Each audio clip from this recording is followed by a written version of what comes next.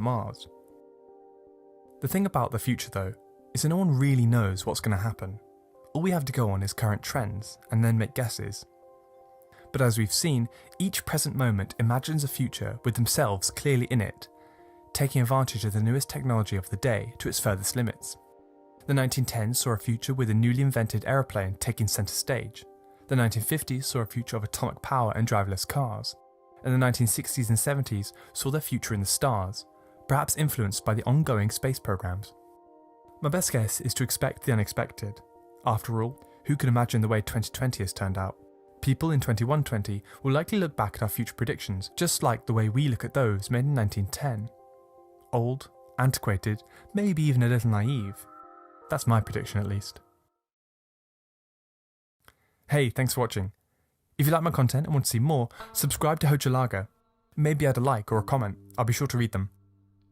Do check out Matt Novak's blog, Paleo Future, where he provides countless articles and resources uncovering what past decades thought about their time in the future. His articles were incredibly useful in researching this video. Anyway, I look forward to seeing you next time. Goodbye.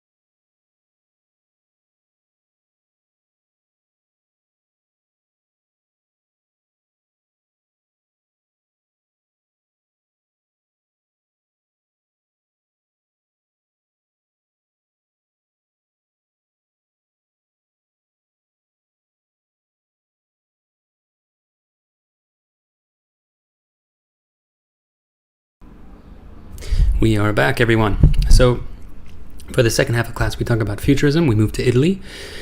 If German expressionism, the first half of class was about getting into the future by looking to the past, folklore art, children, animals, quote-unquote primitive art, everything that we talked about from the De Blaureiter Almanac. The futurists just basically wanted to destroy everything to get to the future. So destroy the past to get to the future. Still in some circles a seductive idea. We'll talk about why it's actually a problematic idea. But futurism, Italy. So with futurism, we start with the manifesto because it's still probably the most famous component of the movement.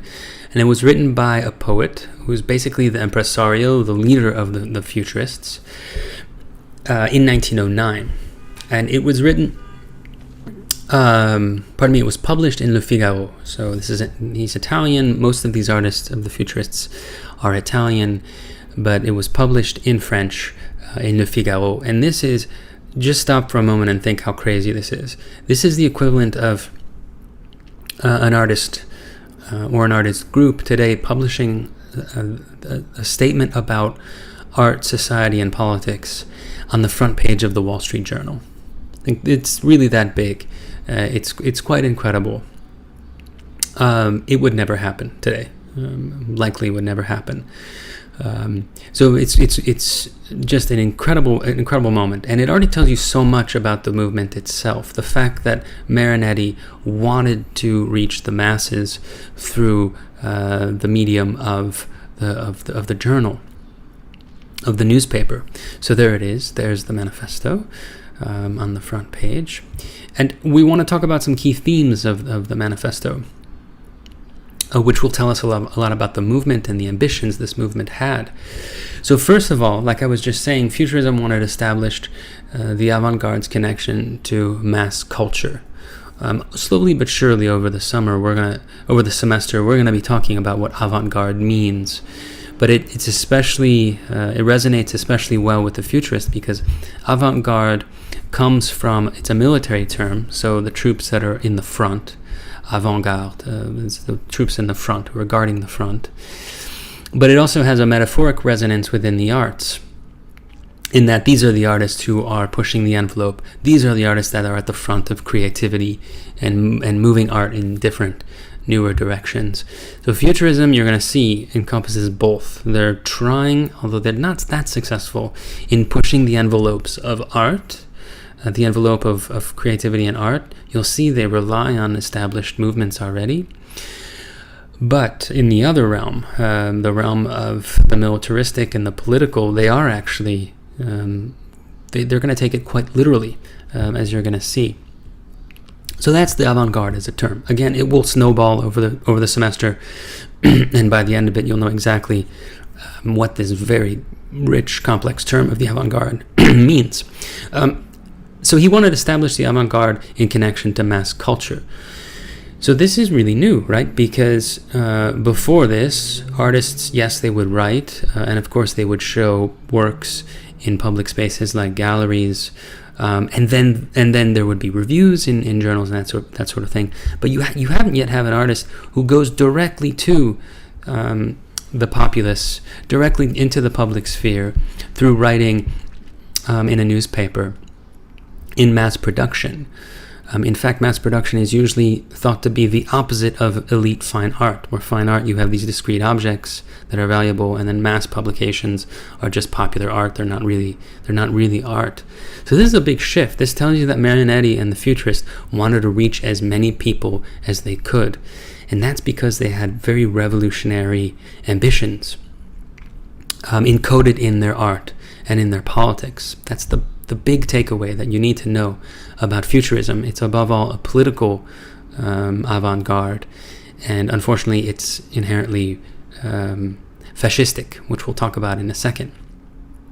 So from its name, I think you can tell that futurism is about the future. And how do you get to the future with futurism? I think you still have people that are named futurologists today, who are interested in technologies and usually like techno-utopian spaces and that sort of thing. Futurism was connected to a fusion of artistic practices with advanced forms of technology. So for them, in fact, technology and industry was more important than art as traditionally understood. So one of the most famous lines from the Futurist Manifesto is a speeding automobile is more beautiful than the victory of Smothrace. The victory of Smothrace, you see it here. It's a really famous Hellenistic statue that's in the Louvre that Marinetti would have seen in Paris. And there he is in his car, in his automobile. And so he says that the automobile, this engine, is more beautiful than what most people would traditionally think is the more beautiful object in the Hellenistic statue. So this tells you a lot about the priorities of the Futurists. They above all fetishized technology and speed. The other thing, and this is where things get much more clearly unfortunate for futurism. Futurism is weird avant-garde. It's really the only one that aligned itself with right-wing politics, and by that I mean fascism, Mussolini's fascism in Italy. Marinetti was in fact a close friend of Mussolini. And so in the manifesto, you're going to see themes of embracing war. This is right before World War I. And whereas most avant-garde movements that we talk about have a real foreboding, and they're really dismayed at the fact that the world is about to go to war, and in fact does go to war, many of them are killed. Franz Marc, very famously, he works on camouflage. He's one of the... he worked on camouflage during the war and is killed during World War I. Futurism, on the other hand, loved war. They embraced the oncoming war. And they allowed themselves to be swept up by fascism in politics of Italy. And fascism is a tricky term, and it's a term that, unfortunately, we're talking a lot about today because there are some signals and signs that our democracy in this country is turning more and more authoritarian, as it is in Brazil, as it is in other places in the world, where things are starting to look a little bit uneasily like symptoms of fascism. Really amazing historians have written books about this, actually since 2016. it's become a word that's just come back from the past for us. And it's a very hard word to define, but the way we're going to use it is that fascism it's a few things. One, it's nationalistic. It is, let's say here, in this context, Italy first, right? Or make Italy great again. This is one of the inherent features of fascism that you find in Italy. You're going to find it in Germany with National Socialism. You'll find it in India. You'll find it in this country. You'll find it in Brazil. In our time. But that's one of the central features of fascism, that it's interested in a nationalism, and usually a nationalism based in military and police control, regimentation of society. This is very another key feature of fascism, and so these are some of the features that the futurists embraced because they thought they could use this fascistic mobilization and politics and this war and this technology to just completely get rid of the past and start anew, a whole new revolutionary future based in fascist rule. So it's a problematic avant-garde. Here are a few quotes. I won't read them all, but you can, of course, always pause so that you can read parts of it. But it's a very famous primal scene of futurism where Marinetti was driving very fast, and then he wrecked his car. He flipped it into a ditch, and he went flying. And for most of us, this would be a horrible, traumatic moment in our lives. But being the somewhat adrenaline junkie that he seemed to be, Marinetti at least claimed that this was a great moment for him, a delicious moment of red hot joy. So again, this idea that violence, speed, technology, the automobile, these are the things that we should prioritize and speed off into the future, into this energized conception of the future. There's also very clear and very unfortunate sentences in the manifesto where they glorify war. They call it a hygiene of the world. So militarism, patriotism, anarchy, all those things actually don't fit well together. But they say that these are all good things that are worth dying for. That it's gonna get rid of the world of the old regime, and we're gonna have a new world. So it doesn't get much more revolutionary than that. And also into the mix, like also into the mix is a contempt for women. So there's also this understanding that there's almost an anti-feminist gesture coded into the Futurist Manifesto. Though some scholars debate this. And again, they intend to destroy the past, which means quite literally destroying museums, libraries, universities, academies, so on and so forth. And they're against any form of sort of weakness or weepiness or sentimentality. So again, moralism, feminism, all of this they deem to be a form of cowardice. And they took this quite seriously, at least initially in the manifesto. They said basically once we hit 30, we hope that the future futurist will then throw us away into the wastebasket, like useless manuscripts. So this is one way in which it's actually aligned with Die Brücke, although the politics are very different. They both want a new future. How they get there is very different, and they both fetishize the youthfulness within this whole enterprise. So those are some of the key themes from the Futurist Manifesto. But then, maybe more interestingly, is how did they deploy these themes in the works that they did and in some of their activities. So here they are. There's Marinetti, Boccioni, some of the other... I'm sure you'll agree this is an utterly dream panel to gather together, a panel of utterly exceptional talent. Have a wonderful afternoon. I'm going to... Thank you, Dr. Casely, into that incredible introduction and those great framing comments that brought Nkrumah into the room, among others. And I'm so delighted to be here. Partly why I'm here is that in 1998 I started an online community called Afrofuturism, and certainly I wouldn't have imagined in that moment that 20 years from now it would be a kind of idea and a larger world community, and moreover that we would be sitting at the Smithsonian talking about Black people's aspirations for the future and Black people's innovation. And so we're so delighted to be here, also under the auspices of this incredible historic collaboration between these three Smithsonian museums. So I wanted to get to aesthetics, but we got to begin with aesthetics. My father is here in the front row, and he would say, he's from New Orleans, and he would say to all of y'all, you look so pretty.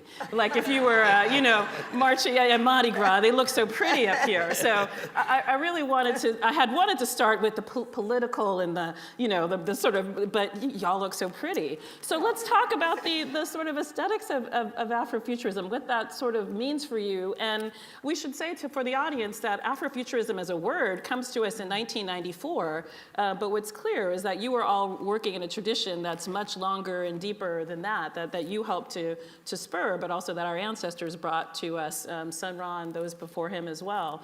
So let's talk a little bit about the aesthetics and how we might do that. I mean, I think George and Nona, you both come out of, if not Motown per se, George, you spent some time writing songs at Motown, but you come out of that tradition, let's say. So when you're with LaBelle and the Bluebells before you become LaBelle, and George in his earlier time with Parliament, the other Parliament, the Parliaments, the first Parliament.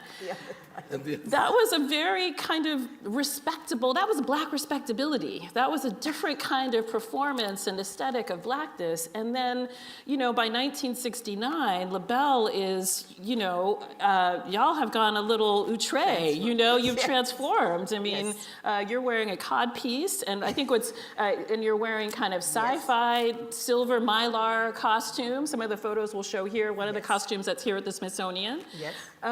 And you also are sometimes mixing those with cowrie shells. So I want to talk about the sort of future in the African continent with that.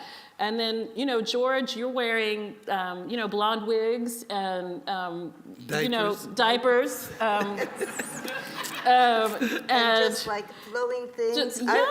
I saw you at, I think it was the Ritz, and I have to say, George, wow. I really saw you. Because there wasn't much else on underneath what you had on. Oh, okay. So I really saw you, my brother. Right. Yes. Well, we actually did that in that style until we got the same the same designer. Yes. And the agency and everything. Yes. So we ended up both going to outer space around the same time. Yes. We came out of the diapers and the sheets, and thanks to them, we got Larry Legaspi. Yes. And he started making all that futuristic stuff to go along with our spaceship. Yes. See, it didn't look cool with a spaceship with a diaper on. and from George, Larry also did Kiss. Right. And Earth, Wind, and Fire. So Larry Legaspi was a big part of what the look was of our time, that evolution transformation. But yet, prior to that, we were kind of the holdover from more of the Sam Cooke, the R&B singers who were playing the Apollo. A lot of the shows that we did on the Chitlin Circuit, traveling up and down at the Howard Theater, the Royal Theater, the Regal Theater, the Spectra, Uptown Theater, the Apollo Theater, all the way to Royal Peacock down in Atlanta, and all the way down to Florida. So that's the circuit The Regal in Chicago. The Regal in Chicago, yeah, that's where we performed. So you really were much more dressing like someone like Etta James or from that generation. And we were, Etta was probably, I guess, 10 years older than us, maybe, somewhere in there. So we were teenagers, and we were following our leaders, and they were the stars. So we the guys wanted to dress like Sammy Davis Jr. or the different Sidney Poitier. But your aspiration was to end up at the Copa or Las Vegas. That was like the height of what you could dream. Yes. The concerts, the big coliseums hadn't gotten here yet. Yes. So the thing that was fascinating in this move, so when you're with the parliaments or you're with LaBelle, you're all dressed the same. Well, Not only you're just in the same style. We were the Bluebells. The Bluebells, rather. And Sorry. then Patti LaBelle and the Sorry. Bluebells. Yeah. So Yes. so the image, the photographs of the Patti LaBelle and the Bluebells. That's a pleasure. Same outfits. And at Future, All red. The men are all wearing the Matching, same suits. we dyed our shoes to match our Yes, dresses. yes. And we had tiaras and wigs and, yes. So We not were only almost are you Black respectability. So not only are you dressed, I'm just telling you what we were trying to do. Of course. But That's- but moreover, you were all dressed the same. And so when you make this turn to Larry Legaspi, I mean, Welcome P-Funk, to everyone's this wearing a field. different outfit. I mean, you're wearing a diaper, but somebody's wearing an Relevant elephant, to and someone is example. wearing stars, and you and LaBelle, you guys are all have different Yes, kind of yes, aesthetic. Sarah So it's had also sterling silver breast. Yes, and she had ears, yes. ear jewelry and these sorts of things. So it was also kind of a radical by individuality, I Black think, that wasn't allowed in your earlier kind That of. was the separation. We had come from that all alike to everybody doing their own thing. That was the kind of like what it was. But we tried to get stupid with it because we thought we were really so cool as a, stand-up singing group. We thought we were so cool, but that played out. The Temptation won that over and wasn't nowhere else to go. The Europeans started coming over with jeans on, with and call it hippie. And it was the new cool thing. We didn't think it was cool at first, but they was making all the money. Derek, our Afrofuturism series, where we read Ishmael Reed's Mumbo Jumbo, Octavia Butler's Parable of the Sower, and Colson Whitehead's The Intuitionist. If this is your first time listening to us, you can listen to those episodes by finding them in our archives, and you can join our book club discussion on Reddit at CanonicalPod. We are also on social media at CanonicalPod, all one word. And if you'd like to support us and your local bookstore, you can use our bookshop.org link that empowers asking what it is and what it entails. And we had talked a lot about this when we were discussing Parable of the Sower, what exactly this genre means. And I think that there was disagreement between all of us, especially between me and you two, about this genre. And the more I think about it, the more it troubles me. It seems to require a certain kind of essentialism. I think it requires people to believe that there is an essence of Black or at least non-white people. This, I think, because if you insist on foregrounding and depicting Blackness as we know it now in the future, doesn't that have to mean that there is something specifically Black that will carry over into that future? And if we insist on this racial difference and if we insist on this essence, doesn't that just kind of continue and reify that difference? So I think that we have varying degrees of essentialism in these three novels. The first example in Parable of the Sower that I see is that Lauren's group, it seems to be Black or quote unquote Black in the sense that the group that she has arranged operates as a sort of tribal society. This, I think, is the very stereotypical image of Black as primitive or Black as less civilized than white society. First of all, as we had talked about in that episode, I don't know if Octavia Butler would consider herself Afrofuturist, but I also don't know if she would appreciate the idea that Black society is primitive tribal society. Do you think that Parable of the Sower fits into Afrofuturism in that way? I think it fits into Afrofuturism. I see where you're going with the tribalism, but I see the tribalism differently in that book. It's not tribalism as a us versus them because we're better. It's us versus them because if there isn't an us versus them, we will die. That it's a strict survivalist tactic. It might change in the sequel, but at least in this book, it does not seem to adhere to strict race boundaries. I don't think the race is important in Butler. As we had talked about previously, I think Butler is an advocate of post-racial politics. But I also don't think that the tribalism in the novel is really a matter of us being better than them, but rather us being us because we protect each other, and us being tribal because of the absence of higher levels of social organization. They operate as a group on a very primitive level. They help each other because if they don't help each other, they'll die. There isn't any sophisticated art or culture involved. Doesn't that turn the idea of this higher technological system being better on its head?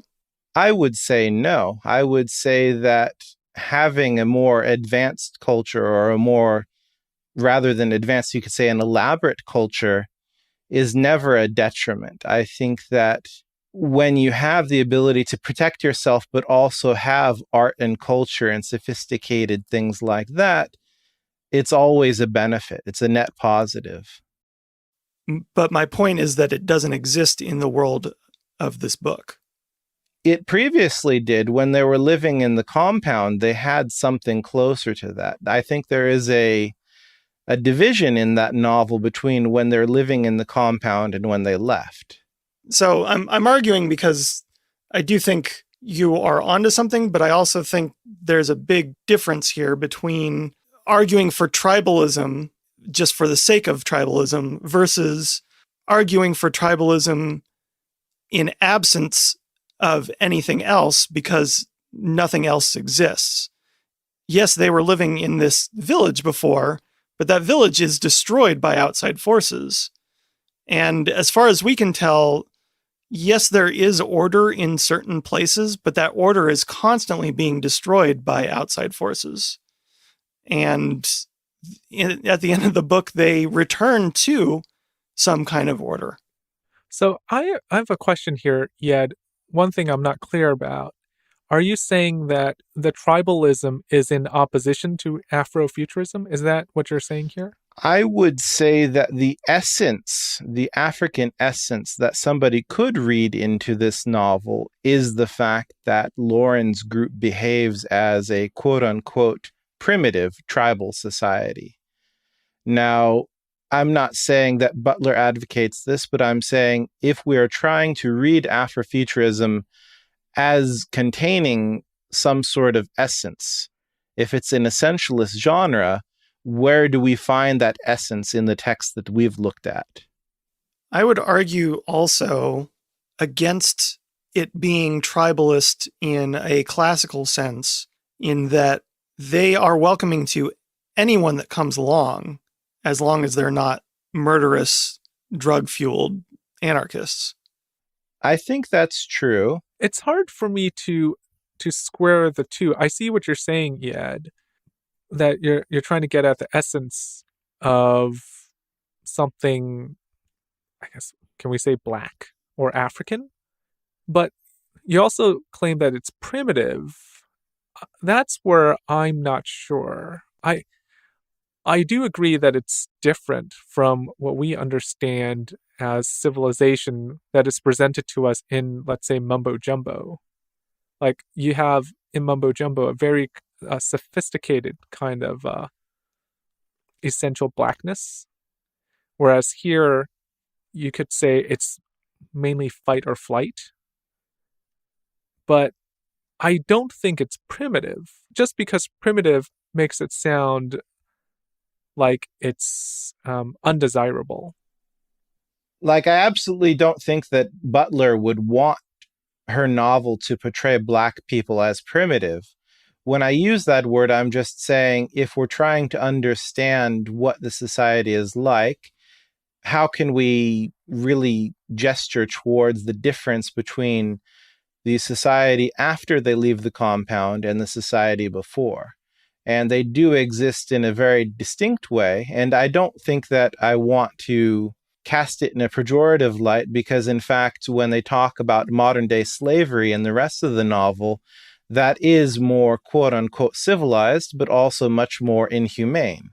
So I don't think it's a matter of one being better than the other, but in the stereotypical sense, when we think of a tribal society versus a nation state, we do tend to use that word primitive if only because we imagine the tribal society progressing at some point to the nation state.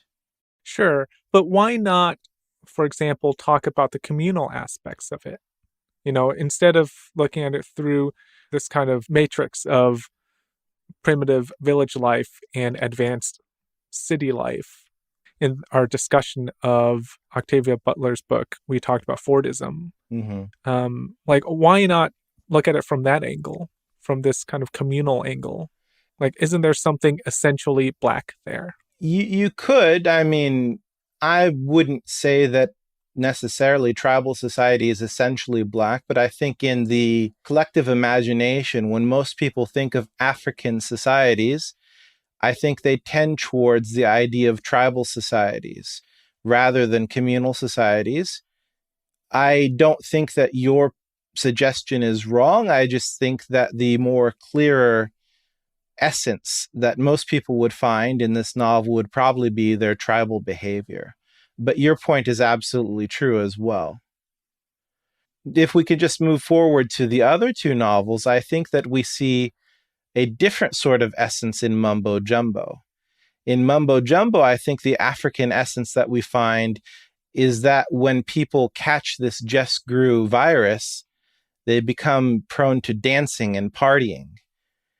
In that sense, it seems to carry the positive aspect of this quote-unquote Black essence, where Black people are supposedly more rhythmic and more musical and more prone to entertainment, but it also carries the negative connotation that Black people are lazier and less hardworking and so on. So it carries a kind of mixed bag of associations with it, but I think that the idea that this is somehow the African essence is clear enough to me.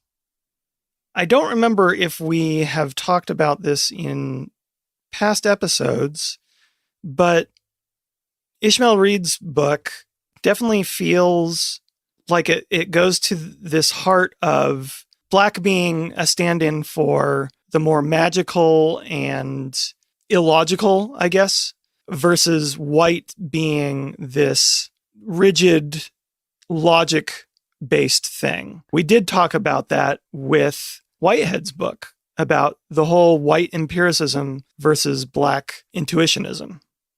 I think we see that pretty clearly in Mumbo Jumbo.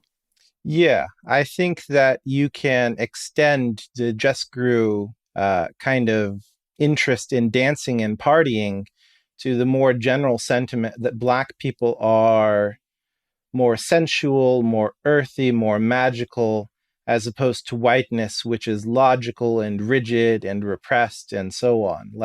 I think that these ideas are very much part of our general way of thinking about race, for better or for worse. So, in the general sense, my question is, should these differences be preserved? Because if we are promoting this genre as a vision of the future, but we are reiterating these racial differences, are we continuing the current problem? Are we continuing the current essentialist, reductionist, oversimplified ways of thinking about race into the future? On the other hand, we could say that if we imagine a post-racial future, it's been argued that post-racial futures that we see in the media, like in Star Trek, are not really post-racial. They're just white futures, because the future that they have imagined is just one where the non-white features have been erased. I think that's true. I think a lot of the things we see in sci-fi media, especially, sci-fi movies, certainly in many books, most of those sci-fi ideas are the white world. They don't include Blackness as an afterthought. Well, we did read a post-racial novel that was not focused on white culture. It was so good that I don't even remember the name of it. It was set on Mars. Oh, it was called Vagabonds. Yes, Vagabonds.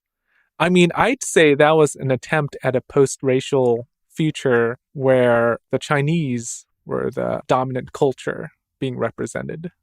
That novel was not successful, but probably not successful for other reasons. But in general, I do think it's probably true that when we present a quote-unquote universal future, the universality that we find is really just whiteness being preserved and non-whiteness being erased. But we might also say, if that's a problem, when we desire to preserve racial difference, are we preserving difference just for difference's sake? I think there's a hybrid in there that should be possible. I think it's possible to have, I wouldn't call it post-racial. I don't even know if that's something that makes sense to strive for. I'm the wrong person to ask about that. But I think it's certainly possible for us to move toward that while also still acknowledging our histories, acknowledging the different cultures and where we came from, without erasing those pasts, without erasing those cultures. I mean, if we look at a also, white imagined future, but Star Trek, Gene Roddenberry loved to parade himself as a post-racial creator. There's evidence in those stories of differences in culture existing while still somehow getting along together. So maybe this is a step too far afield, but what would make Star Trek a more Afrocentric post-racial show? Like, would you need more Geordie dancing? Like, what are we talking about here? I don't think it can be Afrocentric and post-racial at the same time. Well, what I'm saying is the contention is that it's actually a white vision of the future, and obviously the creator is white. But is there something essentially white about it? Like, that's the question, because if you're saying that what's the post-racial futures that are given to us in popular culture are white futures, which I don't disagree with, but I'm just saying, what does it mean then? Like, if you take Star Trek, because we've all watched Star Trek, like, what does that mean? What makes it essentially white and not black? I think you kind of are moving toward it with Geordie dancing, that I think the argument is that we imagine this future of post-racial because we don't want to deal with race. So we imagine it as this, everyone gets along and there's no problems. Race is an issue of the past, but we also don't see any expressions, or rarely see any expressions of race.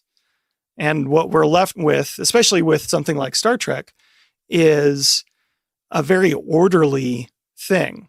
It's all this imperialist vision of the world. It's a federation, I guess, but it seems to operate the same way that, say, the US has always operated. Yeah, it's organized in the kind of military hierarchy that we see in our present United States. Like, we have commanders and lieutenants, and it's very hierarchical. I think somebody could say that it's much more hierarchical and top-down rather than communal, which somebody might say is more stereotypically black or stereotypically non-white. There's also, I've read, in preparing for this, I've read a few things that talked about how the treatment of aliens in any media is also a kind of mirror for how we treat other races. That there's this alienness that comes along with sci-fi. Especially if you have white sci-fi, you can read into it that the aliens are other races. How we treat those alien races is a reflection of how we treat non-whiteness. This kind of erasure of non-white characteristics is fine. Like, we can talk about this, whether or not it's happening in Star Trek, but in general, my question still stands. Like, if there is such a thing as essence, and that essence is erased, that's a problem. But if there is no essence to preserve, then there should be no reason to preserve difference, because that difference is just a symptom of present-day inequality. And if we move towards a quote unquote universal utopian future, why would there need to be racial difference? If we are aiming towards that, why would racial difference continue to exist? Moving forward a bit, I think that we see Afrofuturism as kind of caught between these two problems, the limiting essentialism that we might find in something like Mumbo Jumbo, and this kind of imagined post-racial future, which is just the erasure of blackness that we see in something like Star Trek. I found the very interesting essay by J. Griffith Rolifson about this topic, and he calls it the robot voodoo power thesis. And this thesis is based on what he calls anti-essentialism. This reminds me very much of what James had said in our previous episode about Mumbo Jumbo. You had said that Ishmael Reed kind of flips the script by associating history with blackness and myth with whiteness. So Rolifson kind of uses a similar idea, but rather than just flipping the associations, what he's advocating is collapsing the distinction. So he uses examples from music, but I think the idea still holds that in music, we have somebody like Sun Ra, the musician, who talks about myth science. So it's not just myth on one hand and science on the other, but the combination of the two in one thing.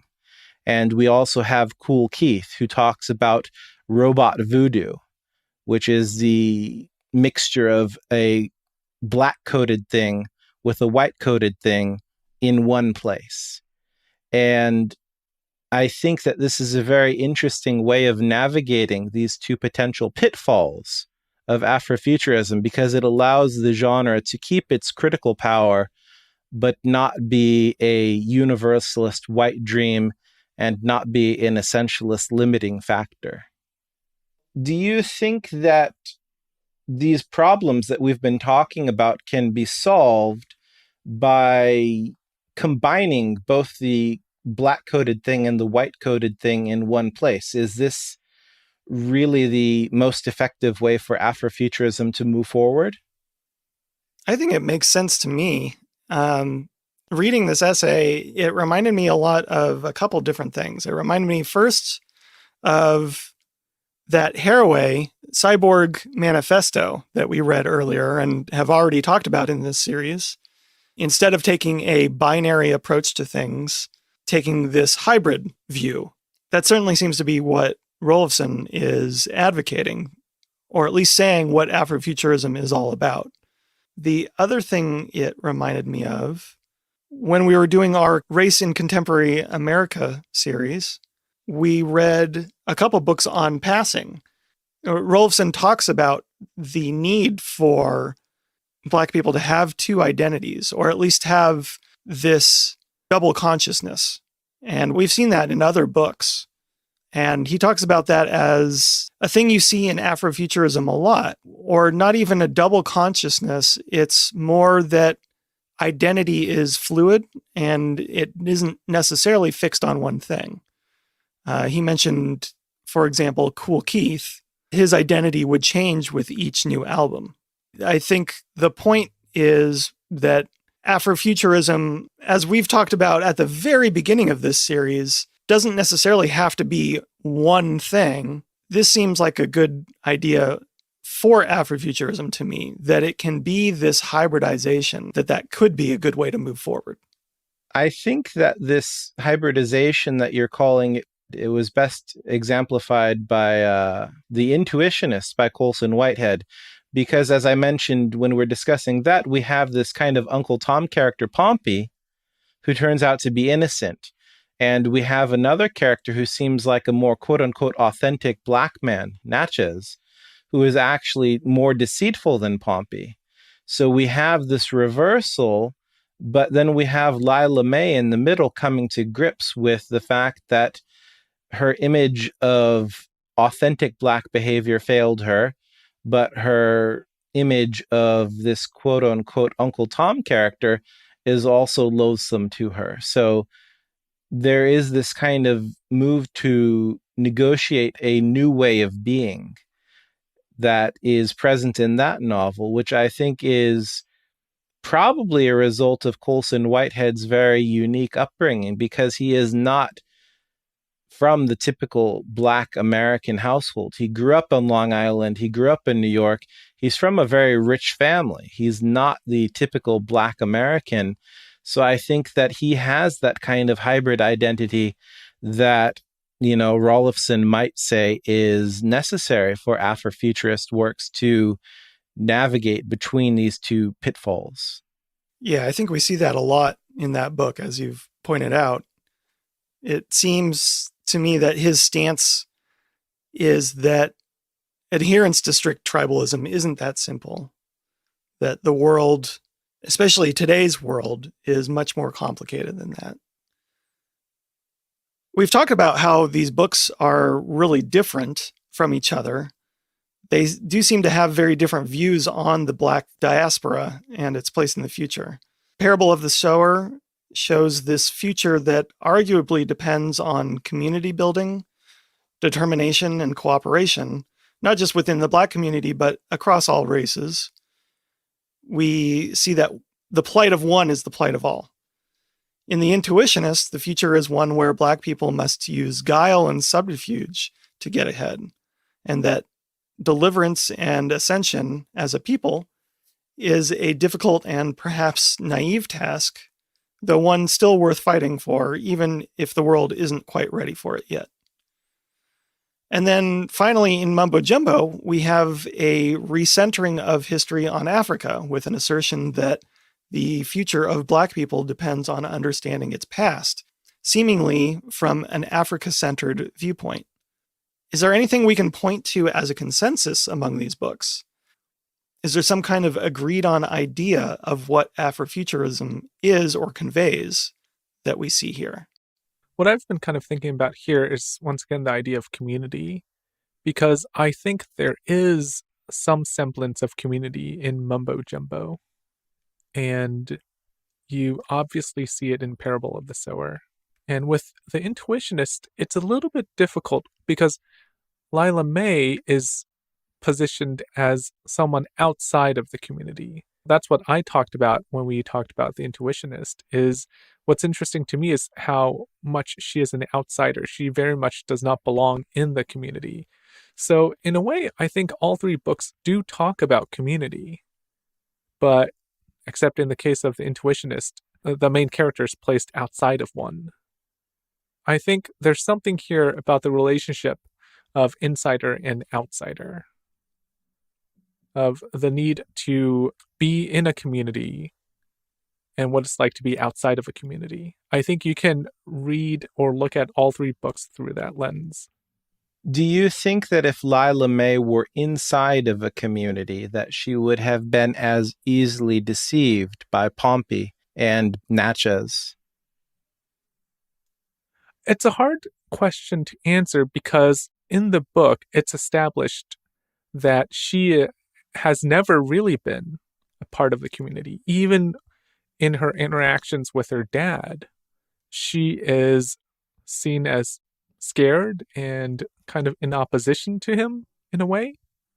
So from the book, what I get from it is she has always been an outsider of some sort. So I'm not sure, because what makes her this plucky protagonist is the fact that she has this distrustful attitude, I guess, toward everyone. This need to belong, but this inability to belong for some reason that's not really clear.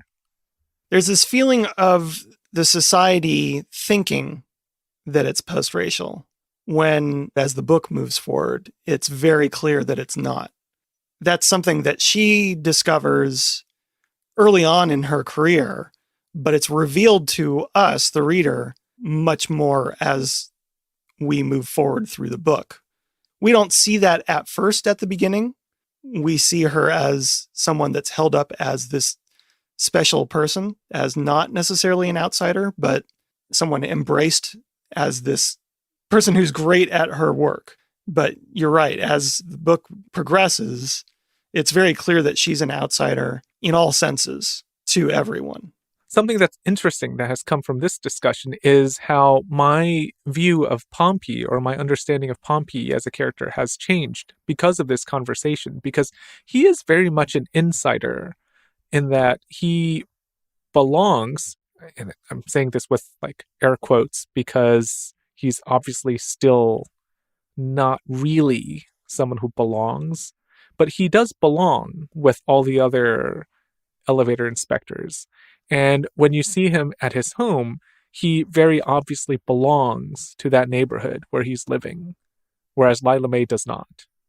But at the same time, when she talks to him, it becomes clear that he had to really fight to belong, that he is still seen as an outsider by all the other elevator inspectors. So kind of hearkening back to what we were talking about before, he is a kind of hybrid too, where he belongs, but he also doesn't belong. One thing that I thought was strange in this book is that it's mostly about race, that it focuses on how she's the first Black woman to get this position and that she's good at it.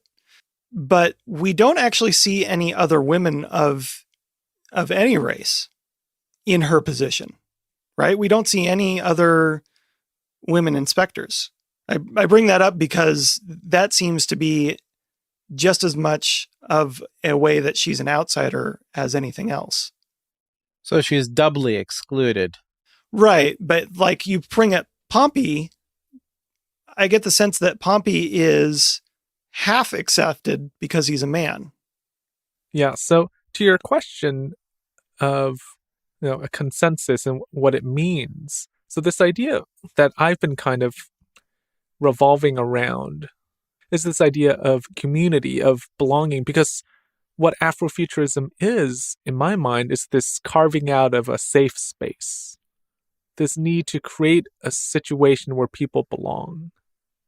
I think my view is a little bit different. If we're talking about something that all three novels have in common, I would say it's a way of protecting minorities from being overrun by quote unquote universal values and universal character types.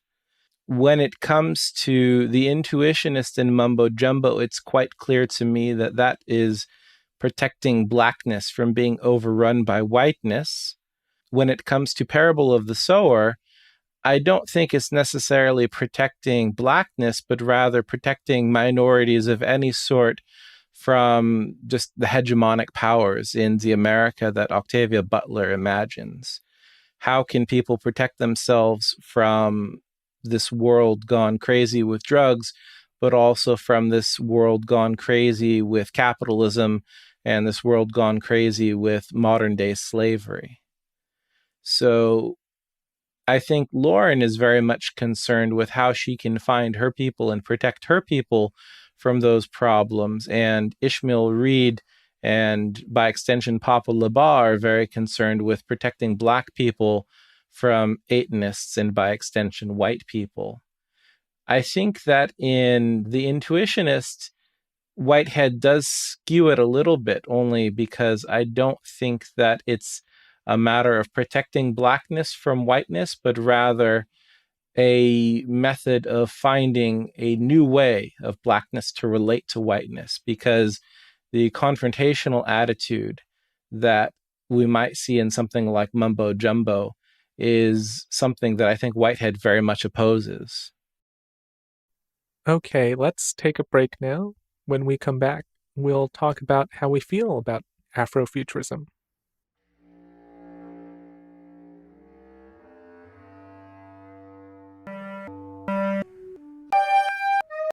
More Afrofuturism? Absolutely love to read more.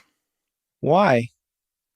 I feel like we didn't actually get into it very much. I think we talked a lot about the ideas around it and the, as you put it, the proto Afrofuturist texts. But I think we've only scratched the surface here. One of the things that really intrigues me about this whole genre is that it's not just sci-fi.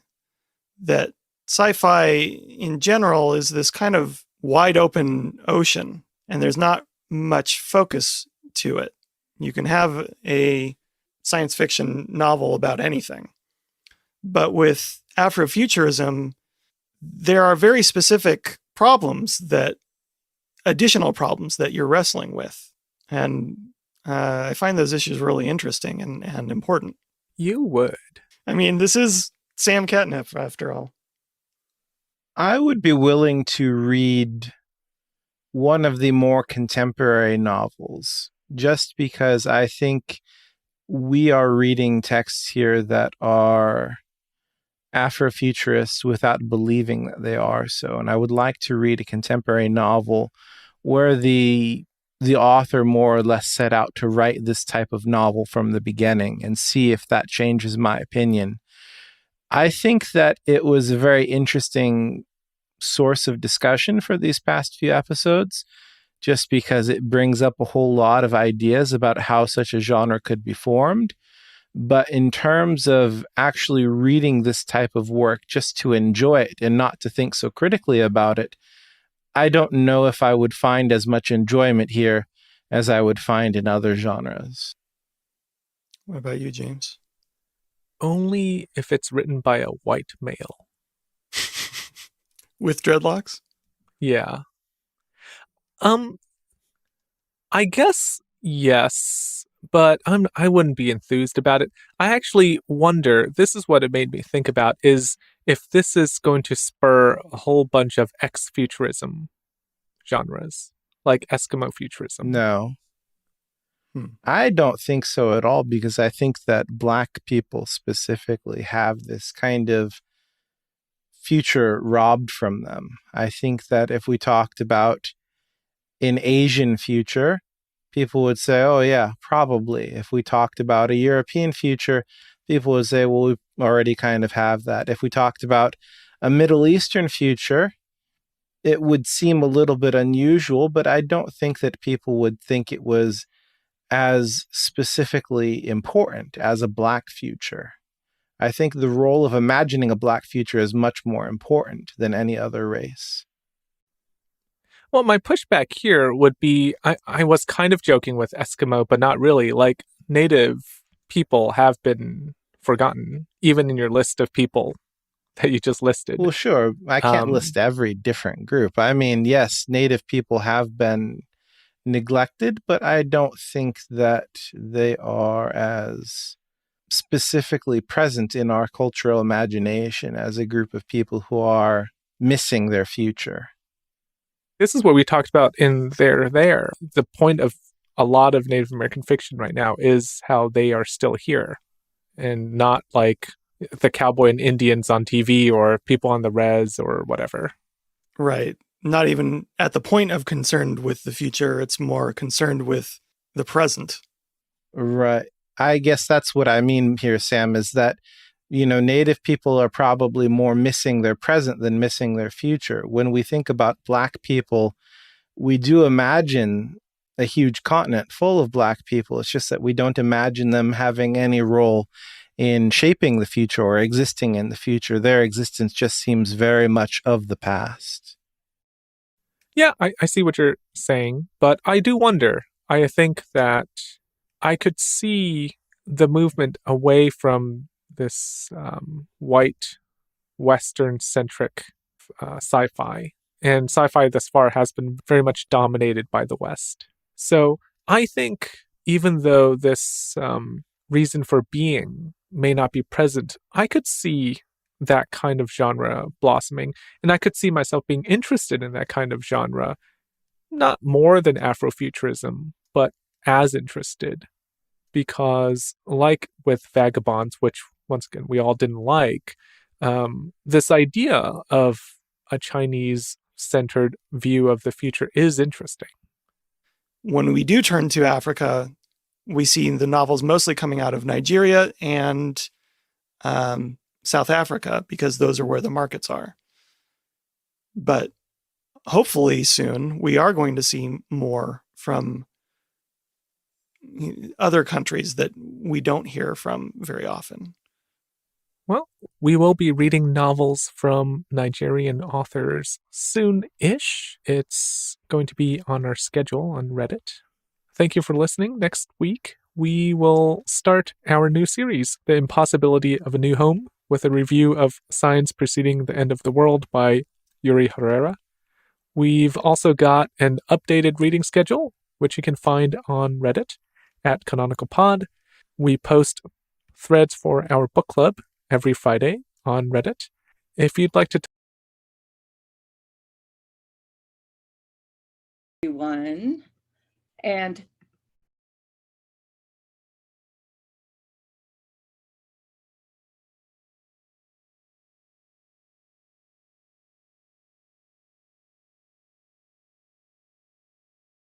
Egyptologist, right?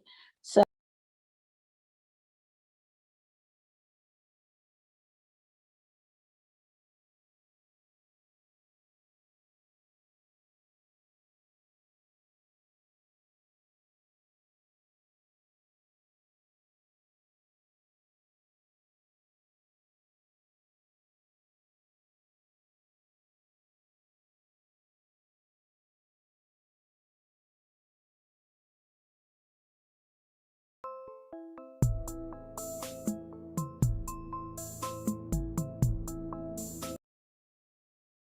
costume design because it is gorgeous.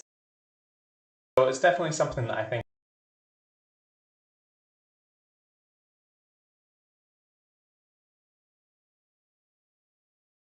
curator of the first Afrofuturist Film Festival. Blackness Revisualized is the name of the festival. A lot of people still don't know exactly what it is. So today, this evening, we are going to find out. So welcome to the Educational Guide to Afrofuturism. And I'm going to be off screen, but I'll still be with you. You'll still be hearing me. Thanks.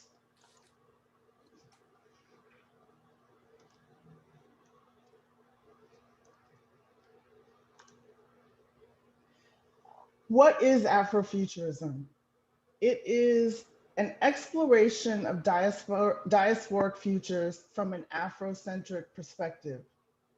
Afrofuturism is a creative cultural movement that puts Black people at the center of our own futures.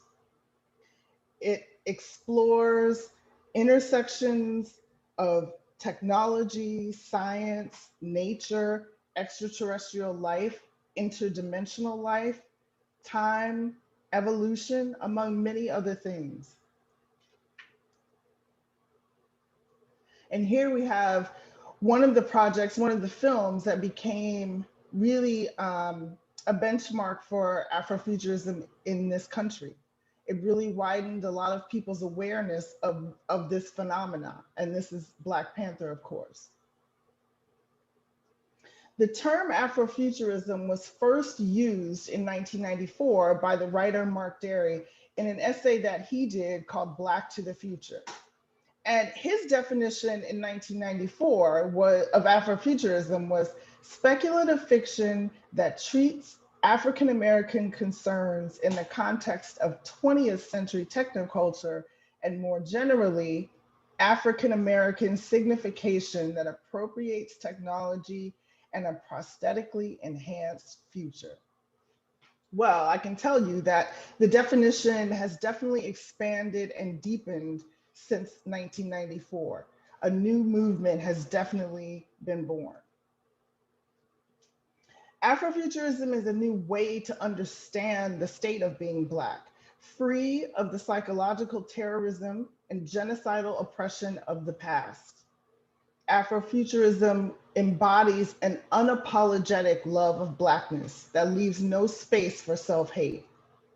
It is a state of mind, excuse me, a state of mind that is expressed across multiple facets of creativity: literature, music, visual art, style, fashion, and film. And this phenomena includes all aspects of diasporic beliefs and expressions: magical realism, tech, science, aesthetics, design, symbolism, mathematics. Now, when we talk about the roots of Afrofuturism, the roots of it are found in ancient spiritual beliefs born on the continent of Africa. And the drama and the collision. This guy he just sounds incredible. Thank you so much. Wow. Hopefully the red behind me there will not allow the blushing that I have going on in my complexion to show up. But thank you so much. Wow. That was awesome. So Tim, tell us about Infinitum and how it embodies your ideas of visual Afrofuturism. Yeah, so Infinitum is a story that I came up with in early 2000s, and I have my brother Boston, who is my agent and rep with Physical Media. We were walking towards Magic Johnson's Theaters in Harlem, and we were going to see a movie, and I told him the story about this Black man who could not die. The idea was that I grew up in a situation. I'm an African-American male from Clarksdale, Mississippi. And one of the most alarming things I've ever seen was Sunday after church, if that could be believed, during midday, Night of the Living Dead by George Romero was on. And if anyone has seen Night of the Living Dead, spoiler alert, at the end, the Black guy, who's the most intelligent person and the one with the most agency in the entire film, gets away from the zombies, but just as he's about to get away, he is shot by these zombies. So he doesn't get away. And this is the type of thing that many people in my generation have seen over and over and over and over again in popular media, particularly in film media. And I wanted to do a story where the brother would live. He would live. He would live to be able to see the next day. However, I didn't want the story to be one-dimensional. I wanted it to be multi-dimensional. I wanted a character who was flawed. You've seen this talk lately about Black pain. Well, I'm here to tell you Black pain does exist. So I didn't want to shy away from that. But I am a child of George Lucas, Star Wars. I like explosions and spaceships and all these kinds of intergalactic, to take that and to put that in my story. So that was the genesis of Infinitum. And also I want to do something that looked really good as well. Something that looks super cool. Thank you. It is very cool. You brought some images with you of yes, it is. Here with us. And thank you, Harper Collins. What is going on in this photo? Okay, so I'll explain this because a lot of people ask about this. This is taken by my friend Ed Marsh during the show at New York Gallatin Galleries. This was my career retrospective that ended up at the Hammond's House Museum. And this shot, I said, Ed, man, I want to do a shot like Spider-Man. He was like, what? So he laid on the floor and I jumped over him. Needless to say, that was the last jump I did. I hurt myself immediately afterwards, but it's a great looking shot. It has all of my artwork behind it as well. And are you really turning that into a memoir of sorts?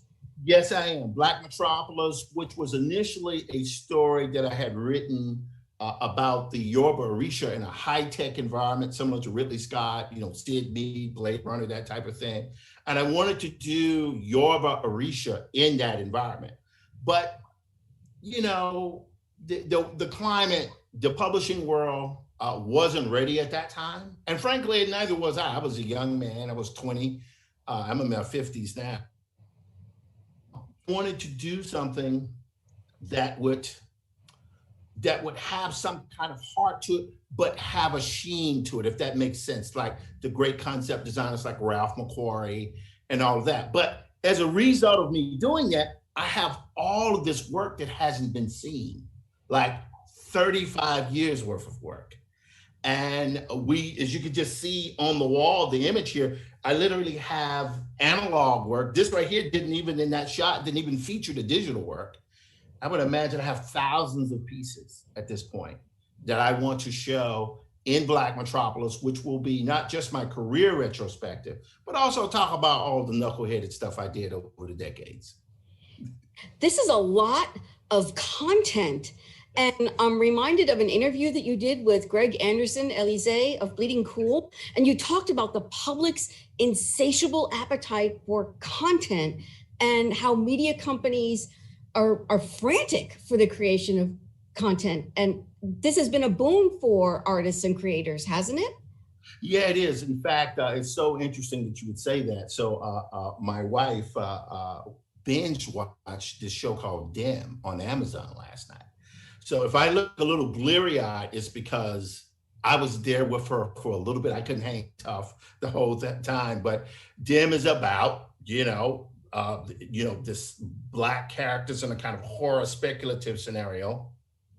And the world, the content creators, the content makers are understanding that we, the Black community, the community of color, women, minorities, have an interest, and we're into speculative fiction, meaning we watch Star Trek and Star Wars too. And we want to watch that stuff and see ourselves represented in that work.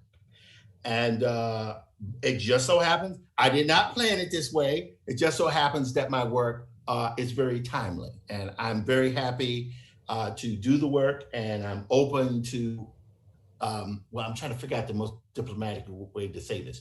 I've had so many opportunities coming at me, and I don't want to be like a kid in a candy store, where you eat everything.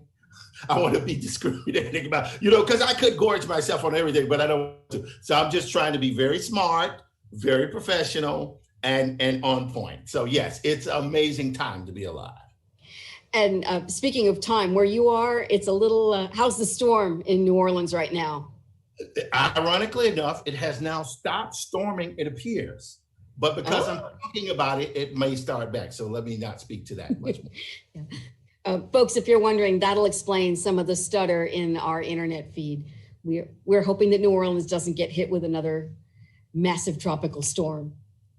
So, Tim, would you talk a little bit about visual futurism and why that term? Because you've talked about how visual futurism, Afrofuturism, is different from the written Afrofuturism that we see. Right. Excellent question. So Afrofuturism, for those who don't know, Afrofuturism is the intersection of Black race, politics, technology, speculative scenarios, and the drama and the collision that creates a product. And that product, even more so than I originally thought, because for me, it was always just Black science fiction. Hey, I want to do Star Trek with Black characters. I want to do, Star Wars with Black characters. I want to talk about the Black experience within that. But I found out that Afrofuturism can extend farther, can extend to fashion, it can extend to politics. There are those who say that Martin Luther King was an Afrofuturist because he saw the mountaintop, even though he didn't get there, but he could visualize it. That's Afrofuturism.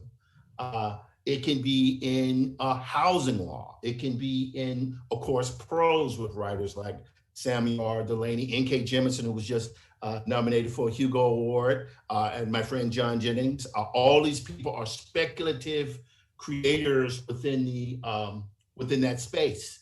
And I guess I'm a visual Afrofuturist. And a visual Afrofuturist is a person who takes that material but applies it to a visual narrative, right? Now, there are visual Afrofuturists.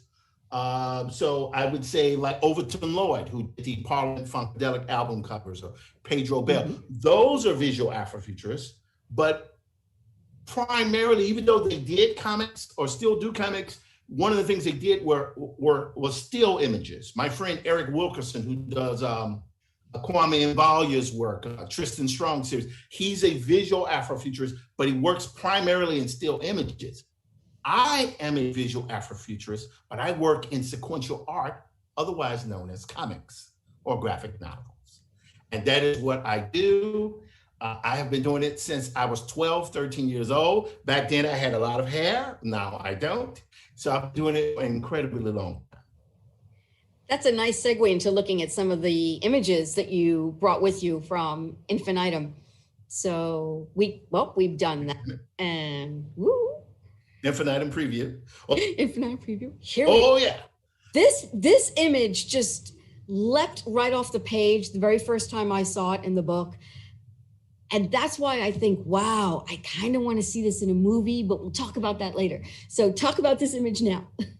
Right, I'll make this, it's interesting because DMX, the rapper, just passed away. And one of the things that DMX was known for was always being photographed with these pit bulls. And pit bulls have a reputation for not being very nice animals, right? Pit bulls and Rottweilers, but they obviously can be very sweet dogs. There's that saying that goes, it's the owner that determines the mentality of the pet, not the other way around. Mm-hmm. So, but in this particular portion of the story at the beginning, I wanted to demonstrate that this character was almost stereotypically hypermasculine at this particular point in the story. Because the character goes through an arc where, by the end, he is absolutely not that. But I wanted to do this and use a lot of iconography. He establishes he is a warlord. It establishes that he is at war with other societies, all the way from the Kush to the Egyptians, using his fictional Black kingdom at war against real Black kingdoms to establish a historical underline, a through line to establish the character, and that's part of the world building. Also, the dogs go back to what I was saying about DMX, is that it's the idea of using the best writers and the best artists take things that are familiar and they embed them in the work to grab the audience. And I said, what I'm gonna do is I'm gonna make the dogs really large. So they ride them like horses. But then I had to take it a step farther and render it realistically. So, hey, I'm a fantasy artist. I love people like Frank Frazetta. I'm sorry, that's how I grew up, Conan the Barbarian. That got, and one of my favorite artists, Tim Conrad, who adapted Robert E. Howard's Almeric. And I wanted to pay homage to those artists, even to the way he has his arms outspread like a Frazetta painting, but put it within this Afrocentric context. This is just, I see all of that now. And I don't think I saw that the first time I looked at this image, because that caught my eye was the movement in the image and the carnage. And in the upper right corner, that actually looks like a hand holding that one person. Yes. I wanted to show chaos. I come from a family of filmmakers. So a large part of what I was doing was, okay, you're gonna make me say it. This Infinitum is a storyboard, okay? It functions as a graphic novel, a storyboard, and a picture book. It is a hybrid book of all those things together. And when you saw it, I want you to see the baddest movie possible. I want you to see, whoa, man, there's these huge dogs, and they're riding on these dogs with these weapons like from Game of Thrones. That's what I wanted to do. Oh, I saw that. I want to see it bigger. So yes. Let's look at another image. Let's take a look at the next one. Oh, this character just broke my heart. Tell us about her. Okay, without giving too much of the story away, I would say that Aja Oba, who was the main character riding a dog, and his wife cannot bear children. They are the king and queen of this kingdom, both equal in power and influence, yet they cannot bear children. And, feudal societies operate on role systems. They need offspring. And the main character is, as I say, dealing with, at that particular point in the story, a hyper male, so he has a concubine. However, this concubine is not a wolf. She is a sorceress. And he does the wrong thing, which I will not go into what that is. And as a result, he is cursed with the gift of immortality, forced to live from one age to the next, seeing all those who he loves. Societies come up and wither to dust for all eternity. She struck me as the most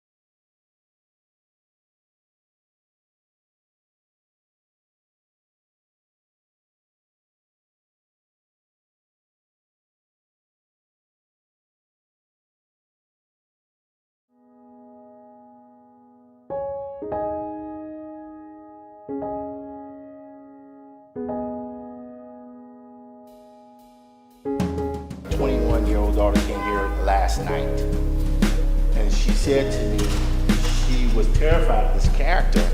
And I said, what? I didn't know. And she said, yeah, I used to have nightmares about this character. And I was like, what? I said, why didn't you tell me? She said, well, she was a little girl, and she used to always be fearful of that character. And I didn't realize she was paying attention to what I was doing. She said she paid attention to everything, which shocked me. Because I thought, well, I'm just dad, who cares what dad does? But she paid attention. So that's why that character is so relevant. So if anything, more so than the art, the character itself, which definitely means a lot, because it means a lot to my daughter, even though it's a nightmare, that part,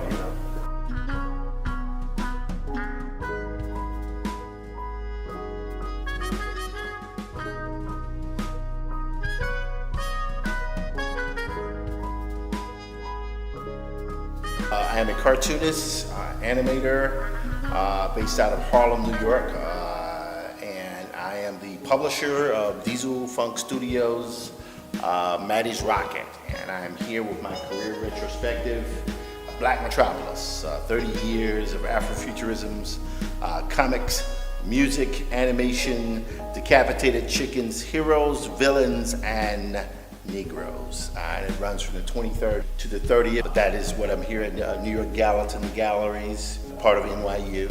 About 30 years of work. That's what's here. That's pretty incredible, because it's the first time I've ever seen it all laid out.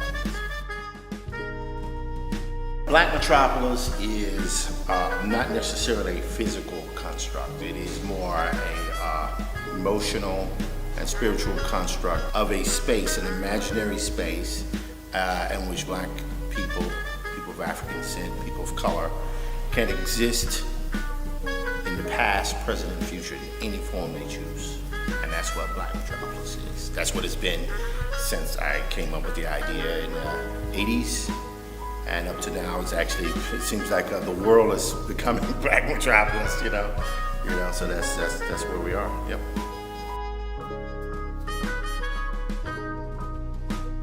I've been creating all my life since I was 2, but the comic business, I'm back now for about at this particular point in my career. This new thing I'm in has been going on for about 15, 16 months. I was in the comic book industry prior to that for about 12, 13 years, from the 87 all the way to 99, and then the industry had collapsed and I made the transition into video game design and a lot of teaching to raise my kids, and about mid-2000s, 2008, I went back to school, NYU, Gallatin, and I revived Maddie's Rocket, which resurrected it, and I've been back. I'm not necessarily new, but I'm a man out of time, so now I'm back, and it's been 15 months, and been really busy the last 15 months. I've never been this busy, but it's been a pretty incredible ride so far.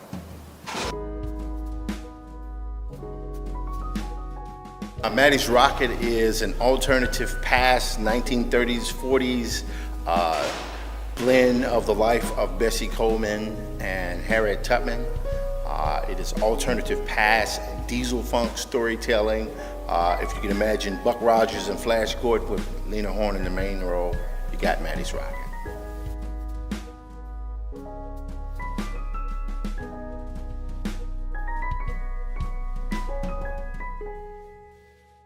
I did Maddie's Rocket initially as a proposal I was trying to give to DC or Vertigo, and the guy who was interested, one of the editors, died of a brain aneurysm, unfortunately.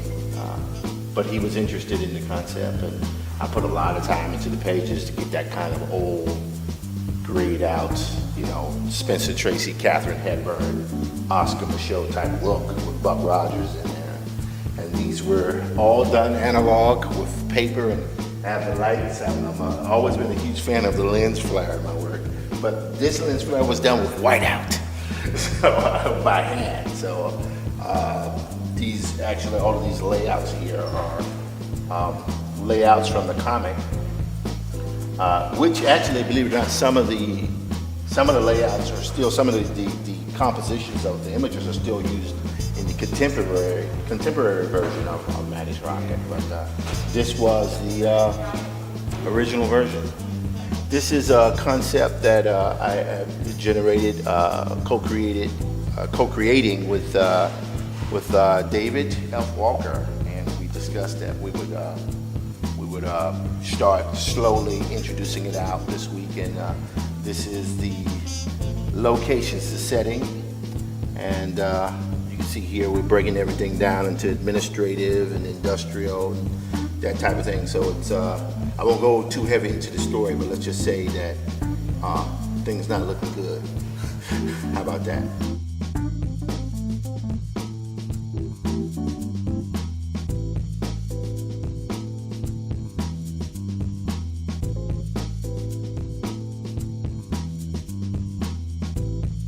I'm always in a constant state of analyzing where I am and what I'm doing. And I would say that for me, it is a matter of you will always hear no, but now you can ignore no. That's the thing I say. You can ignore no now. No one can keep you from doing it. The only person that can stop you from doing something is yourself at this point, where we are now. And that's for anyone who's young, middle-aged, or old. You do not have to ask permission, you just do it. We're in the age of content. Content is king. And, age and doesn't have much to do with it anymore. It's just, can you get it done? That's the key.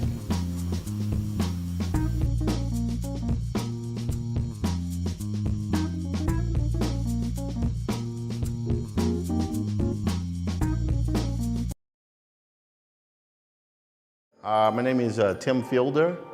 I am a comic book artist, publisher, instructor, and student. My company is Diesel Funk Studios. I'm here at New York Gallatin Galleries with my career retrospective called Black Metropolis, 30 Years of Afrofuturisms, comics, music, animation, decapitated chickens, heroes, villains, and Negroes. I'm a student here at Gallatin, NYU. I've been here for a few years, and Gallatin was created for adult continuing students who were trying to get their degree. That's how it originated. But now it's a school built for people who are artists and innovators, and I love Gallatin, and I came here. And part of the process of getting my degree is putting on a show, but Keith Miller, who is the head guy here at the gallery offered me the option to do it as a huge one-man show, and that's what this is. So this show shows all the work I've done from the beginning. I'm a comic book artist and a concept designer, character designer, and I've been a teacher for years. Even though I'm a student at NYU, I taught for NYU for a long time. I taught for School of Visual Arts, and now presently teach for New York Film Academy.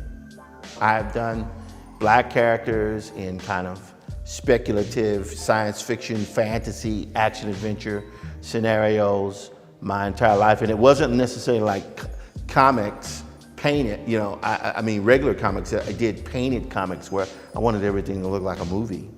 And so I've worked for the majors, I've been independent, worked in film, did a concept design for a film that was being made of the Mothership Connection of the Parliament Funkadelic. That went south, but I did concept design for it.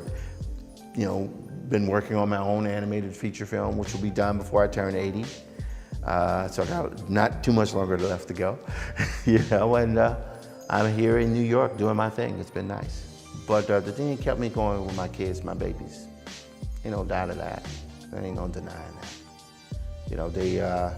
Because there are points where, I never stopped being an artist, but there were points where I had to pull back on my attention with it. I always produced, but being out in public with it, that would be my kids. They're the reason why I'm still here. My life has really transformed over the last 4 years, 3-4 years, and my wife and everything.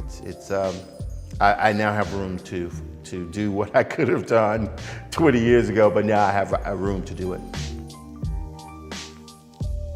Everybody has their hook. And when I say Afrofuturism, it's an in thing now, thank God. I'm hoping it'll be like hip hop.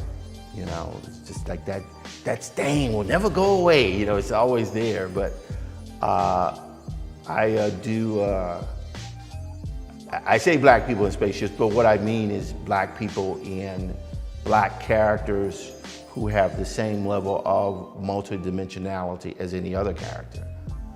And there are points where I've dealt with racial stereotypes in my books, and I did that on purpose to give them a life or thing beyond. And it's been, it's pretty interesting.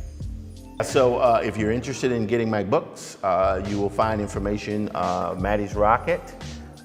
It will be at www.dieselfunk.com. And I am Tim Fielder, and we have Maddie's Rocket out. And very soon, before the year is out, we will produce the book behind the retrospective here under the same title, Black Metropolis, 30 Years of Afrofuturism, comics, music, animation, the Decapitated Chickens hero.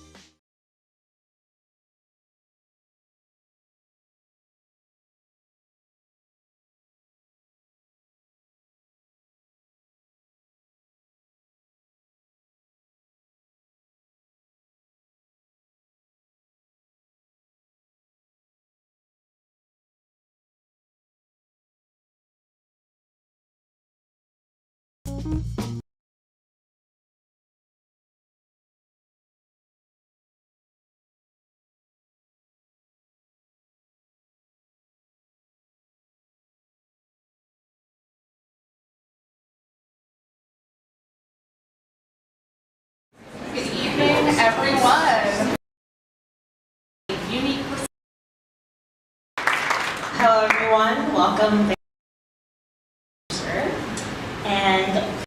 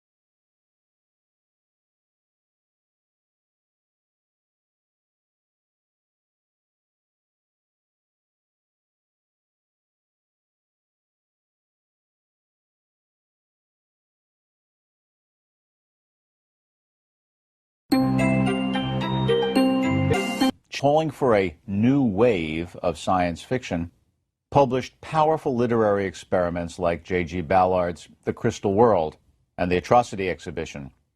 Americans like Philip K. Dick and Harlan Ellison, and Europeans like Stanislaw Lem, experimented too. When William Gibson's Neuromancer conjoined head-snapping rhetoric with Kafkaesque cynicism about the information age, the new wave morphed into cyberpunk. But cyberpunk is a science-fictional variety of postmodernism. Now we can see a line from Nobelist William Golding, The Lord of the Flies and The Inheritors, to Nobelist José Saramago with books like Blindness. Science fiction, the most important of the fantastic genres, is an historical response to the rise and conquest of technology. The New Wave was the first self-conscious aesthetic movement in science fiction. Highbrow literature had, from the beginning of the 20th century, begun to experiment quite consciously. We have James Joyce's Stream of Consciousness, we have different viewpoints experimented with in Virginia Woolf, and so on. But popular genres, because they are intended to appeal to the widest possible reading public, meaning not the most highly educated reading public, changed slowly. But in the mid-1960s, the editors of New World said, no, science fiction should come right along and take up that formal experimentation that had characterized pioneering high culture for, at that point, more than half a century. Some excellent Britons followed that call.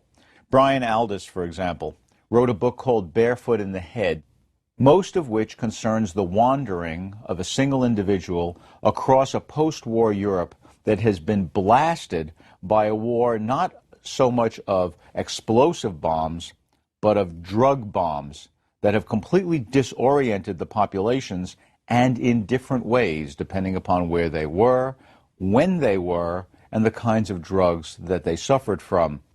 In a sense, what Aldous is doing in Barefoot in the Head is showing us that the competition of the modern industrial world creates for us realities that we ourselves cannot trust, and when they become confusing enough, we wander almost aimlessly through them, trying to find some place of solidity. J.G. Ballard wrote all sorts of novels that took up this cry for experimentation. For example, he wrote a series of end-of-the-world novels, one of which, The Crystal World, I particularly like. In The Crystal World, a virus or some other strange new spontaneous creation of nature begins in the jungle. And it begins beautifully. It crystallizes the leaves and then the whole trees that it encounters, and then animals, and then it spreads.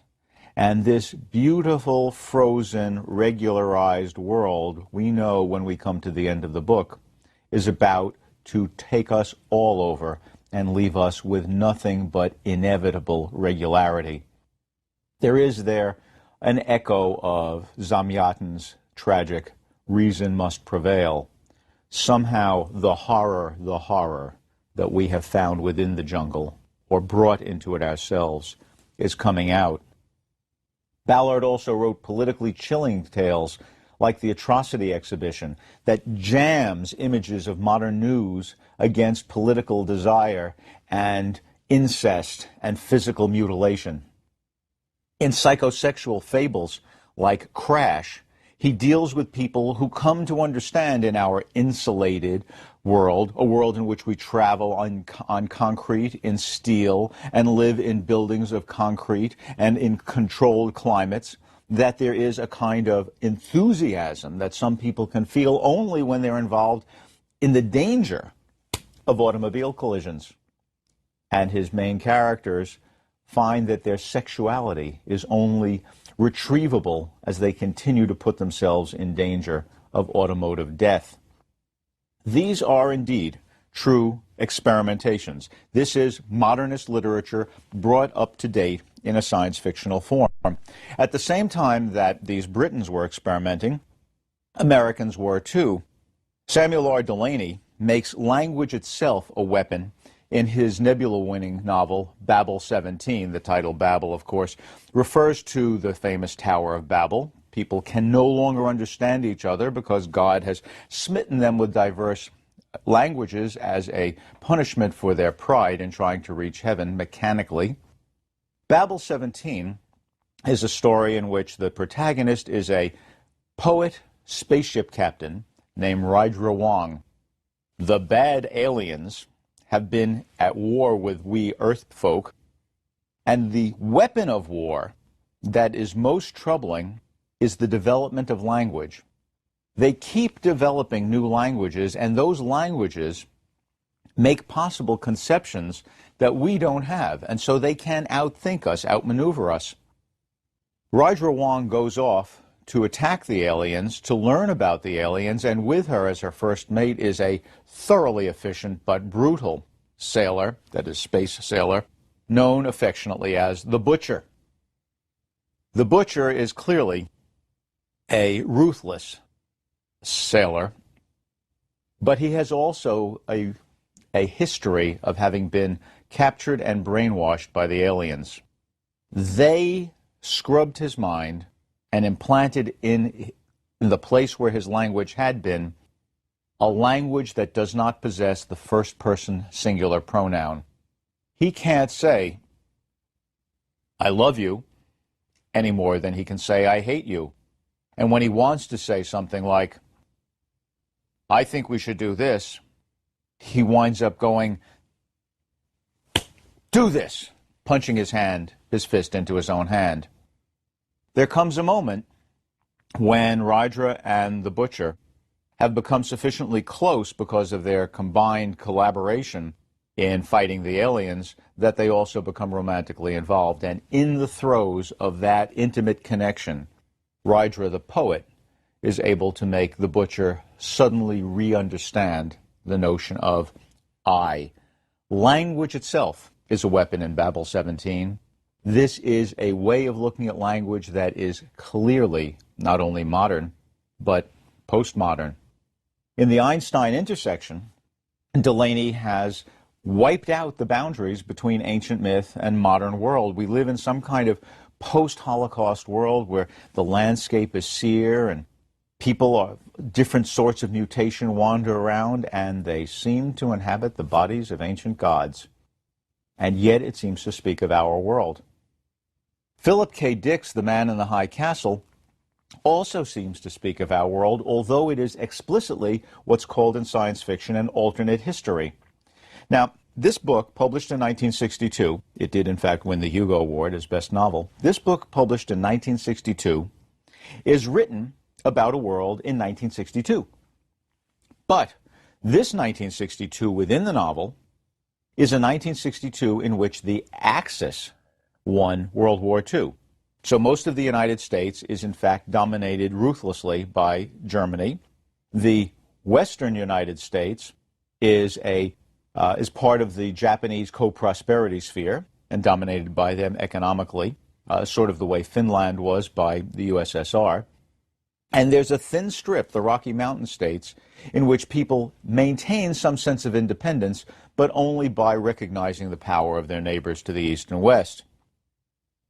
In the Rocky Mountain states, there live some quiet rebels, one of whom has written a novel called The Grasshopper Lies Heavy. The Grasshopper Lies Heavy is circulated in handwritten copies. The Grasshopper Lies Heavy is a strange alternate history written about a world in which the Allies won World War II. Now, when you look in a mirror, you see yourself, you think, I'm kind of reversed. But if you put another mirror behind you, the image in that second mirror looks just as you think you should look, or as you would look in a photograph. So reversing a reversal should bring us back to the original configuration.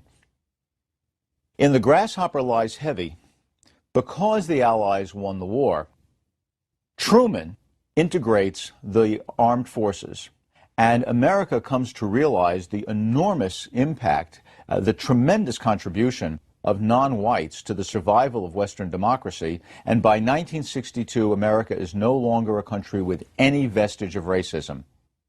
In other words, the reversal of the reversal still doesn't give us the truth, because anyone reading that book in 1962, this is before the Civil Rights Act, for example, knows that America still has many vestiges of racism. At that time, in fact, unfortunately, still including occasional lynchings. So, we take reality, we reverse it again, and somehow get a new view of our reality. This is imaginative, this is fantastic, this is science fictional, this is postmodern, this is new wave.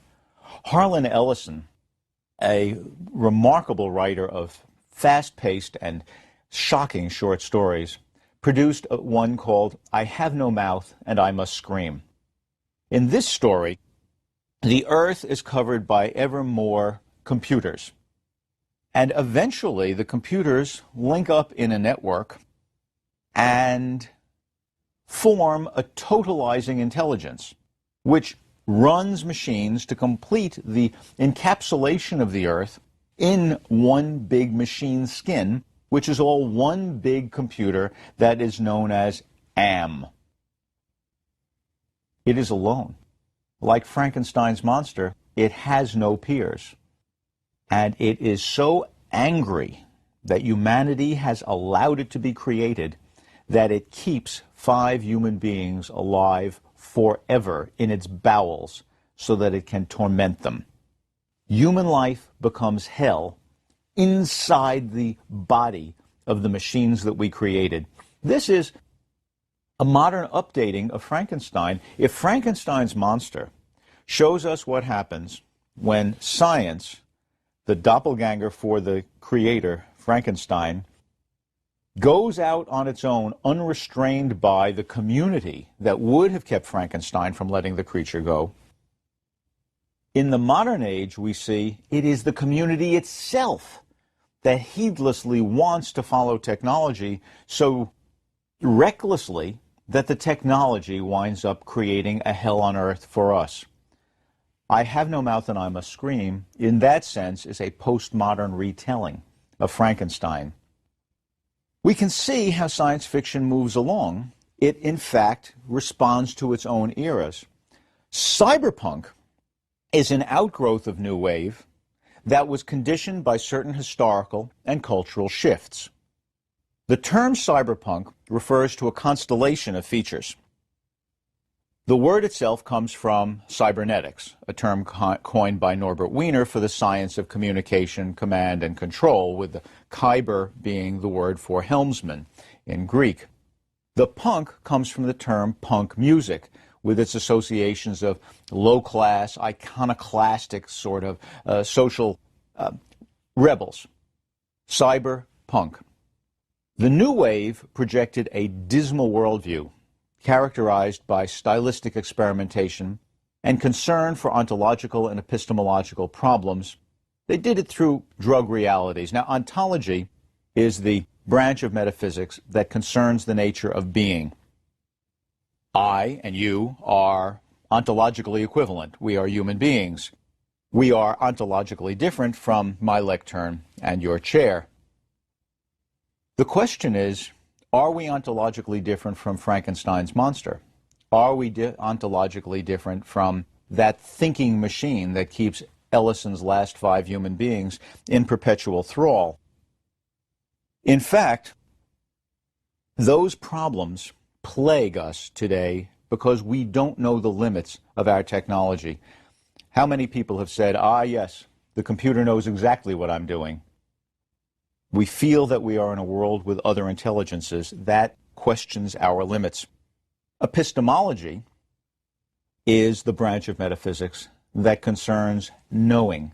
What ways do we have of knowing? I know, some would say, God exists.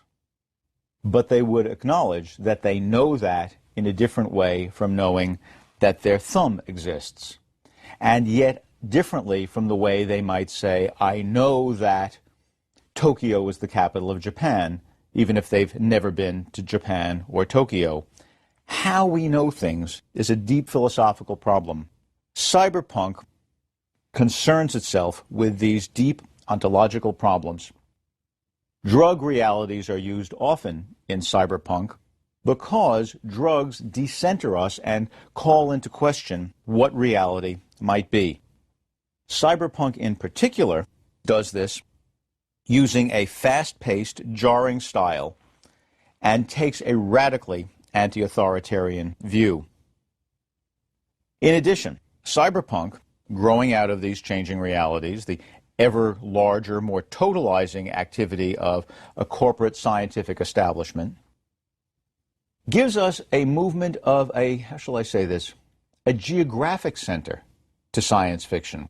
When science fiction begins with Verne writing in Paris and moves on to Wells writing in London, and then to the post-World War II hegemonic American science fiction written largely in New York, and then to the Hollywood-inflected writers of California, we finally get, in the year 1984, the publication of William Gibson's Neuromancer, where the center of science fiction turns out to be Tokyo. And if you take a look at these shifts, they follow centers of economic power. Since science cannot really change us unless it's applied, we need to have the wherewithal to make technology function. And in a sense, science fiction followed a trajectory reflecting those possibilities of change. Follow the money. As it happens, now in the 21st century, that shift seems to be coming back, and science fiction is simultaneously worldwide, and modally American again. Blade Runner, 1982, is actually cyberpunk before the cyberpunk word exists, before the publication of Neuromancer that motivated its coinage. Blade Runner is an extraordinary movie, the most important aspect of which, from our viewpoint, is that its central problem is the inability to decide who or what is human. And if one were to decide, do you have the right to kill a thing just because it's not human, even though it clearly loves and fears? The key document in cyberpunk is Neuromancer.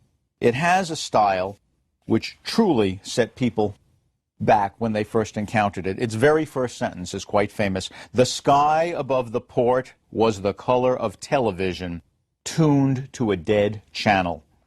Look at all that's captured in that sentence. The sky above the port. A port should be something that's receiving, but here we need to look above, and yet the above is invisible. This isn't a blue sky of some romantic pastoral poem. This is a sky of gray. We can't see through this featureless sky. The port could receive who knows what, but it would not be distinguishable, one part of it from the other. The color is not gray, the color of the sun in a cloudy winter day, what Thomas Hardy called neutral tones in a famous poem. It is the color of television. So we've taken the sky, which is natural, and tried to characterize it by something technological.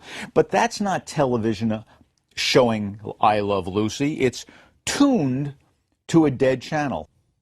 That is, somebody actually engaged that television and made it go to a place that shows us nothing but gray, and that grayness is explained by the word dead.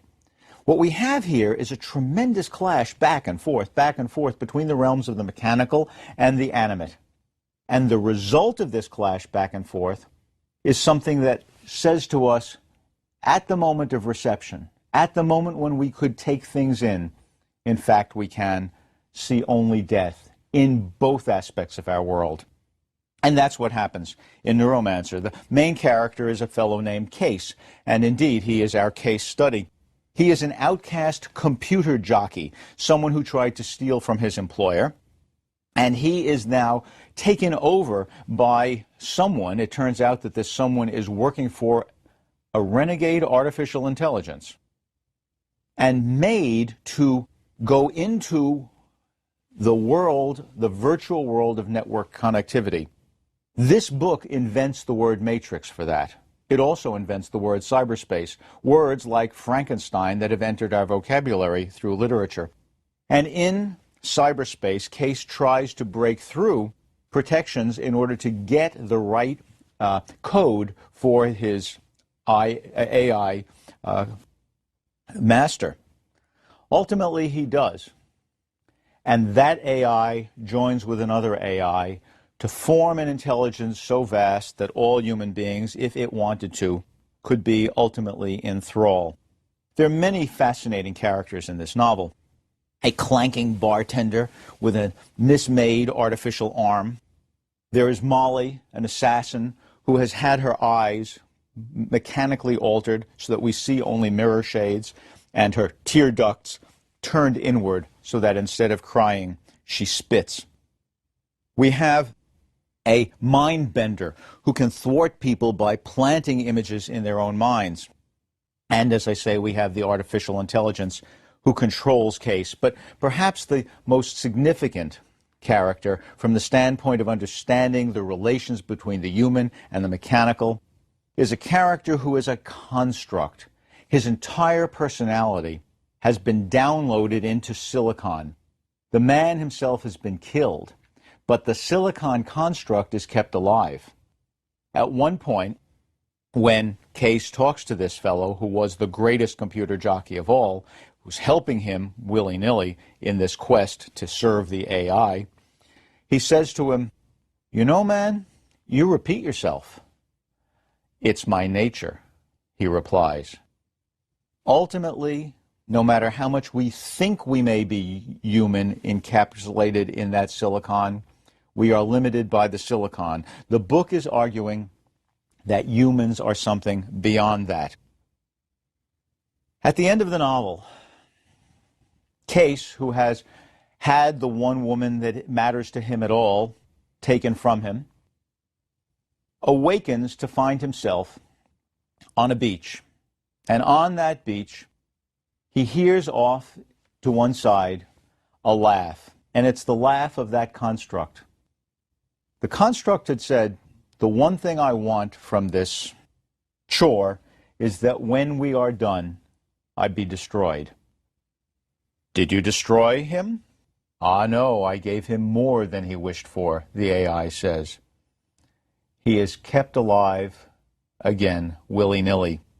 And Case wanders down the beach, knowing he will never again see the woman that he likes, that he wants. But there's another woman there who shares the same initial with that woman.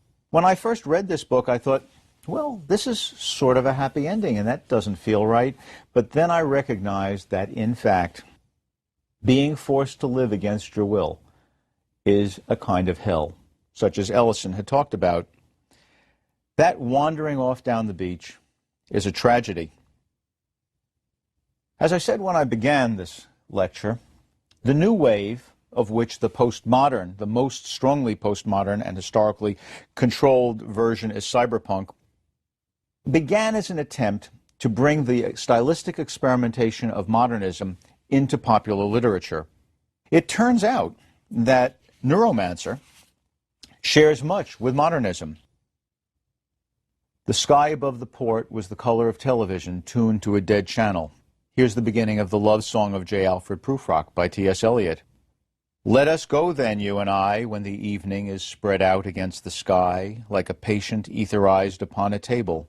Let us go through certain half-deserted streets," and so on. You can read the first 2 pages of the poem and find almost every setting reproduced in Neuromancer.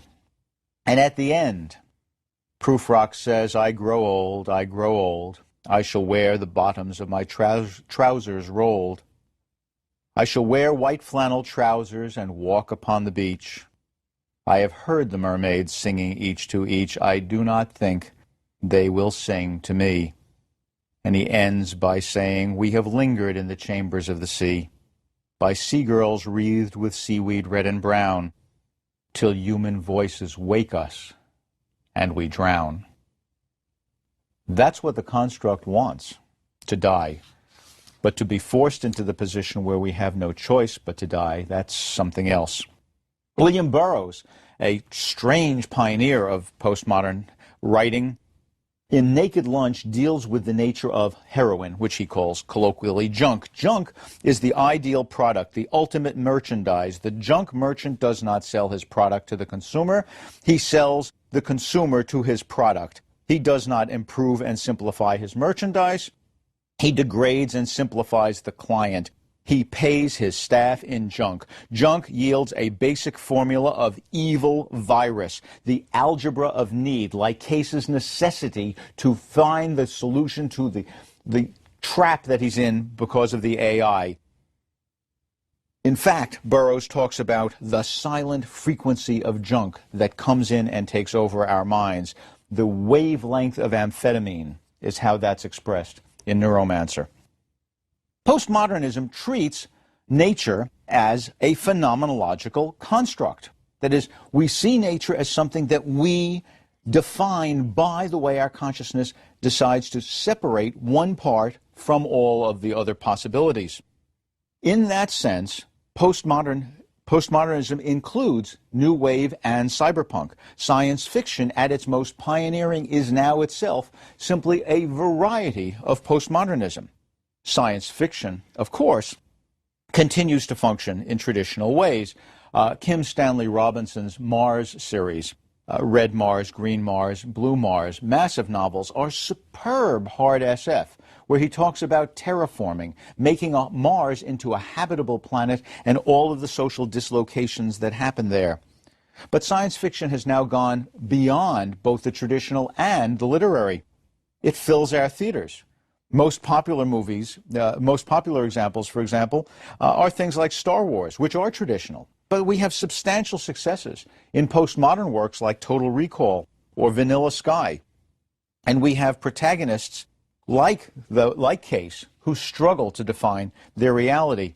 We go even beyond those traditional media. At the end of 1998, for the very first time, video games earned more than films. The majority of video games are, in fact, science fiction. But the very most popular video games come from the SimCity franchise. And those are works in which the player spends his or her time simply constructing a reality. Are these imaginary realities? Well, maybe they are. But if you go to an online auction, you'll find that people are willing to sell the cities they've created and the avatars, the characters that they have constructed, for real money, and they really get bought. Science fiction has already sketched a vision of a totalizing future where we can't tell the difference between the real and the virtual. Ellison's vision in I Have No Mouth and I Must Scream was horrifying. Stanislaw Lem in the Futurological Congress gives us a drug-addled reality such that we can't tell when we take one drug to counteract another whether the new drug is giving us a vision of reality or just some other drug vision. We, in fact, can't find any basic reality. Philip K. Dick does this famously in so many books, but Ubik is perhaps the greatest, in which the very world itself changes. An explosion happens, and people reach into their pockets and take out money with different faces on them, reflecting different realities. There are people labeled as science fiction writers, and there are others like William Golding, whose prehistoric tale of clash between primates and the inheritors, or boys abandoned on an island because of the fear of atomic war in Lord of the Flies, are really science fiction. There are other Nobelists like Garcia Marquez, whose 100 Years of Solitude is magical realism, a different variety of postmodernism. And José Saramago, another Nobelist, writes books like Blindness, in which an unexplained epidemic of white blindness rather than black blindness spreads through a population and entirely deforms the social structure of the world. That's both science fiction and postmodern. It's clear that postmodernism is our period. We wonder how the world is constructed, and of all of the ways of dealing with postmodernism, science fiction is the only one that explicitly deals with the ways in which science and technology shape our worlds.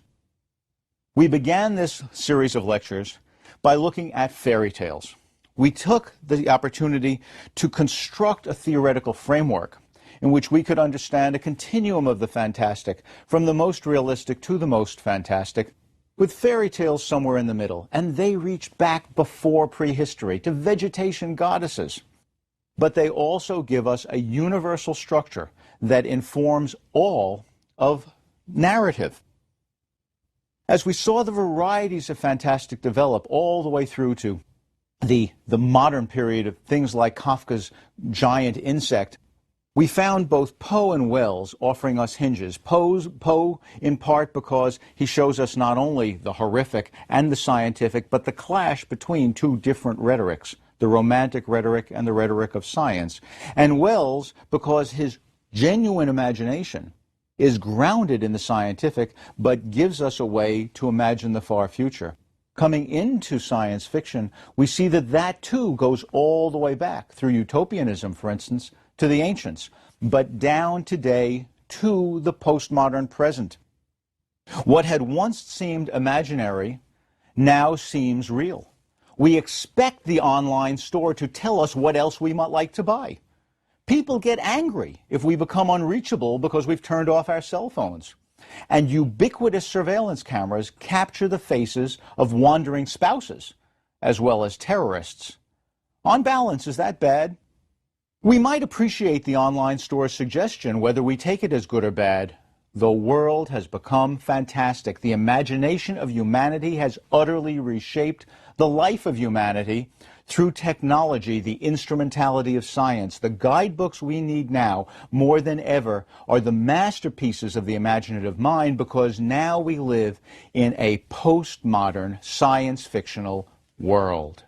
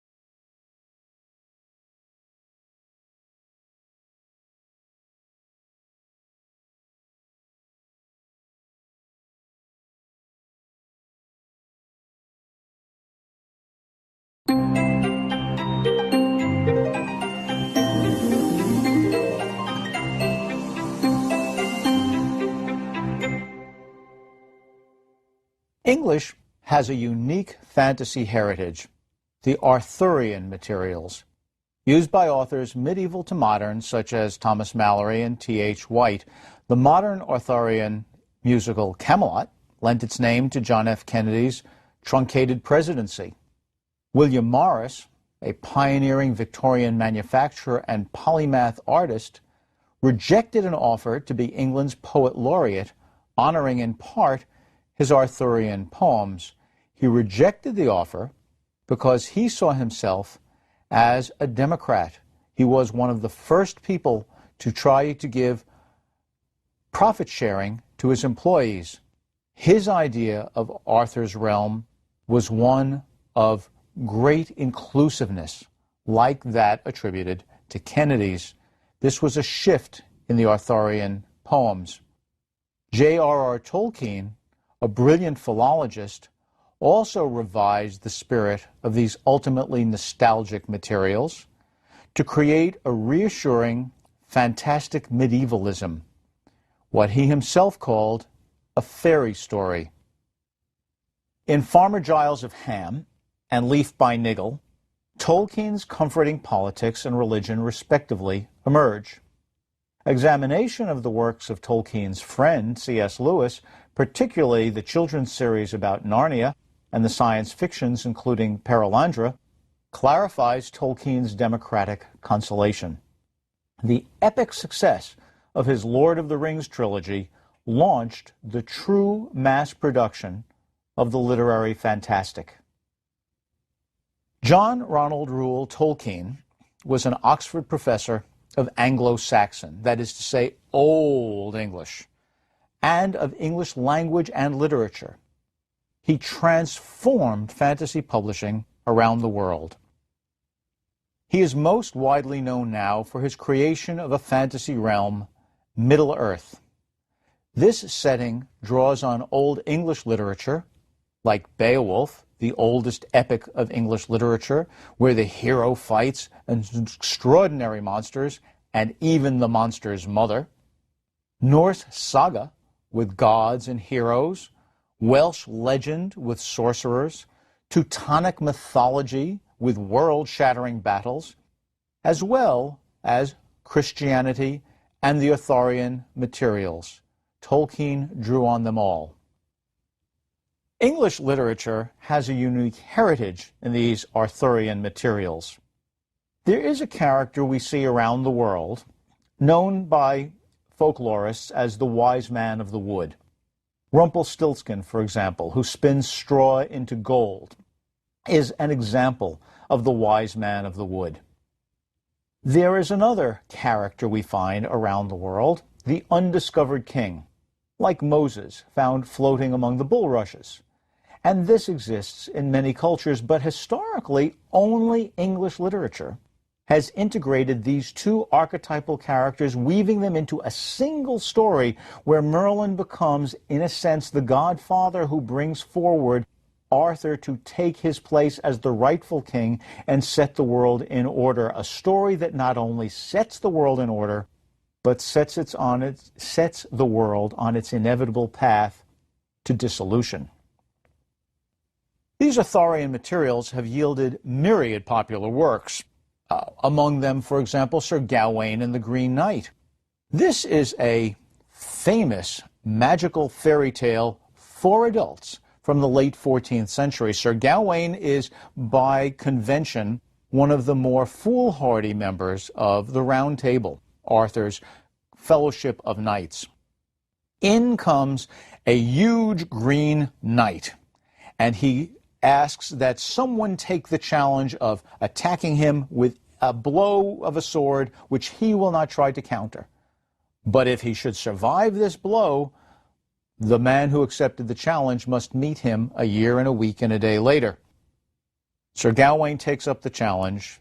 It turns out that the Green Knight is, although it is inexplicit here, a vegetation god, and lopping off part of the greenery does in no way kill the Green Knight. Gawain needs to find him and knows that he will die a year and a week and a day later, but because a year and a week and a day after Christmas is New Year's in this Christianized version of the vegetation story, ultimately Gawain is saved, his pure heart comes into play, and all is well. The Arthurian materials, in other words, are malleable. Le Morte d'Arthur, as it's pronounced in English, by Sir Thomas Malory in the 15th century, is the most famous complete telling of all of the materials having to do with the birth of Arthur, Merlin, Arthur drawing the sword from the stone, and the realm of Camelot, and the adventures of his many knights, including Gawain, Lancelot, and so on. In its modern uses, these materials include a mid-19th century book of poems called The Defense of Guinevere by William Morris. T.H. White, writing at the same time as Tolkien, produced a series of quite fine novels using these same materials, known collectively as The Once and Future King. And those novels are the source that most directly inspired the Broadway musical Camelot, 1960, which in turn supplied the nostalgic nickname for John Kennedy's truncated presidency. Tolkien's personal background bore on his artistic creation. He was a superb philologist who knew a diversity of time-tested narratives, and he knew the words that resonated through them. His linguistic inventions ring true. His love of poetry and work as a translator inform his style, and his committed Roman Catholicism flavors the morality of his tales. Tolkien's most famous work, of course, is The Lord of the Rings, published between 1954 and 1955. It is an epic fantasy Originally written as a single work, but broken up by the publisher to come out as 3 separate volumes: The Fellowship of the Ring, The Two Towers, and The Return of the King. This trilogy, as it's now thought of today, meshes earthy, sensible hobbits with figures of legend. Hobbits are Tolkien's own creation, and they become the central characters in the Ring trilogy. Hobbits, as we all know, are somewhat shorter than ordinary people. They have a wonderful appetite for food. They live happy little bourgeois existences and are known for having large and hairy feet.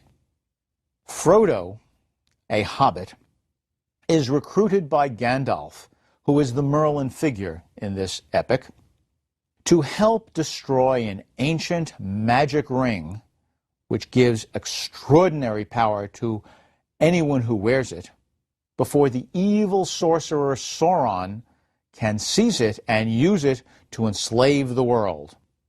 Frodo cannot make this world-crossing journey on his own, and instead he accumulates a fellowship, the Fellowship of the Ring, which includes humble hobbits, magical elves, powerful dwarves, and a dashing loner, a tall, elegant man named Aragorn, who ultimately, though he is at first seen to be a woodsman, is revealed to be a hidden king. Now, on this journey, any one of these people could have carried the ring. The aim is to take the ring and bring it to the volcanic heart of a mountain where it can be destroyed. No ordinary fire can destroy this ring, but if it were to be destroyed, Sauron could not get it, and it would be possible for the peoples of Middle-earth to continue about their lives, to avoid enslavement. Though any character could carry it, only Frodo does carry it on a ring, on a string, around his neck. He is torn. He must resist the urge to wear that ring and become invisible, to be able to do magical things, to conquer other people, as well as Invisible Man could not resist that urge and ultimately was destroyed by the society around him. Frodo would himself become destroyed. One of the key characters in this novel, whom they encounter on their trip, is Gollum, someone who once upon a time had given in and worn the ring and had become less and less and less of himself, withered away to nothing but a pitiful, tenacious creature with no other desire but to return himself to the ring, wear it again, and live through the ring. Things are in the saddle, as Emerson wrote, and ride mankind. The ring is a killing ring. The power is more than humans can bear. Hobbits perhaps can resist. Frodo is the hero. In fact, as is well known, Frodo and the Fellowship, through many dark adventures, finally managed to go and return the ring to the volcanic fire from which it was forged. Middle-earth is saved, all go back to their domains, and the Shire is returned to domestic peace.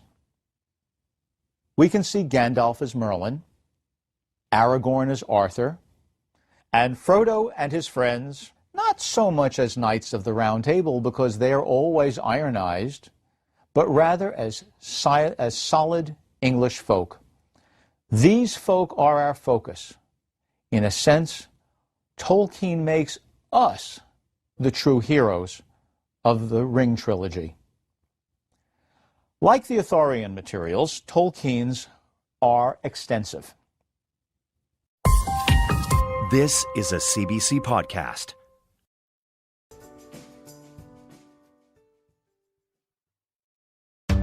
Aside from a few characters like my personal favorite, Chakotay from Star Trek, Indigenous people aren't often portrayed as existing 10, 50, or even 100 years from now. So what does it mean for Indigenous people to look to the future and see themselves there? We all know about the holodeck in Star Trek. So what would our holodeck look like? Starting to get us to think about what's in the future for us. What are we going to be doing 10, 20, 100 years from now? And that's part of the joy of our writing these stories, is that we do see ourselves in the future. And that world, to me, is part of some incredible imagined future that we might get to one day. This week on Radio Indigenous, how Indigenous people are thinking, writing, and portraying themselves in the future.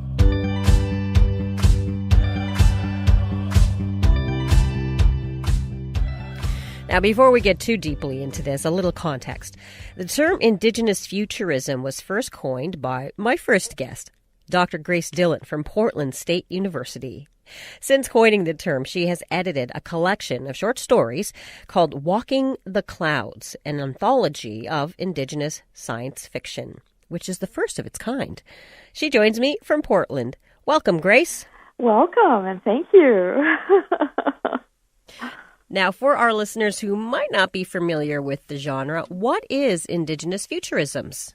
Indigenous futurisms is a area where Indigenous writers can create thought experiments in a scientific sense and center Indigenous people within that world. As Helen Haig Brown, who is from the Chakotay Nation and has created the film The Cave in her own language, she has called it taking the fiction out of science fiction. And in the process of that, sharing the values and ethics that are connected to science, which is ceremony, singing, dancing, all forms of art, along with growing plants, developing medicines, creating space rockets.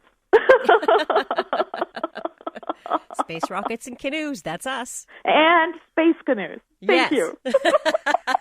So essentially, it's taking the ancient knowledge that Indigenous peoples.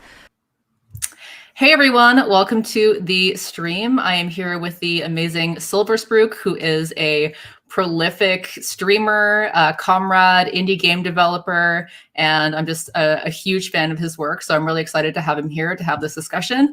I'm just going to get ahead of this right off the bat. I did get Invisalign braces on a couple of days. Deals with, has a lot of references to the, and so anyway, so Neofield it's about all of that. It's about all of these interlocking systems. And this was an intro, but I'm sorry. That's what Neofield's about. No, it's great. Yeah. If not, it's okay. No. Yeah, sorry. I don't know how to make. So much for coming. Aloha. You get on that. In that world, you have to break up all of reality into these little boxes, and you call it business, pleasure, right? Law. And then all those 2.5 million disproportionately Black kids that are rubber stamped by a legal system, right? Because judges put every person that is doing for-profit mechanical separation of vegan and non-vegan Whole Foods cheese, like many children that I work with, and were mass arrested. Fun fact, Hawaii has the highest rate of mass incarceration by schools calling up the police and having them round up children, disproportionately BIPOC kids in school. Hawaii, the highest in the United States. We're 6 times more likely to be shot by police in Hawaii as a non-white person than in the U.S. So that's twice as bad as the rate of the United States. So when I say it's ultra America, I mean Hawaii is like a very well kept secret, very well kept. But that's the justice system that puts all those people there. The justice system that is like currently being weaponized as lawfare, right? It's not courts. This is barbarism with Judge Judy characteristics. That's what the court system is in the West. Anyways. So for back to Hawaiian values, I'm supposed to be talking about Hawaiian values, not going off about the West. But it's hard to really talk about these things without really differentiating them from what they aren't. And so for Native Hawaiians, aloha means a deep, wide ocean of love. It means everybody coming together and everybody caring about each other. Like when you come to Hawaii, if you get off the, when Holly came, for example, right? She was immediately cis. Or auntie, okay, not auntie in the beginning. Like the auntie is when you get, it's like, hey, I'm not that old, okay. I'm just getting married now, but depending on who it is, like if you're younger, you might call someone auntie. Even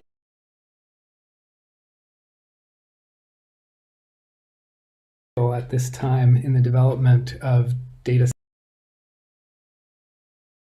I want to give you a little bit of context on me. So I am Hawaiian and Samoan by birth, as David said, but I've never been to Samoa, and I've been spending time in Hawaii for only about the last 10 years.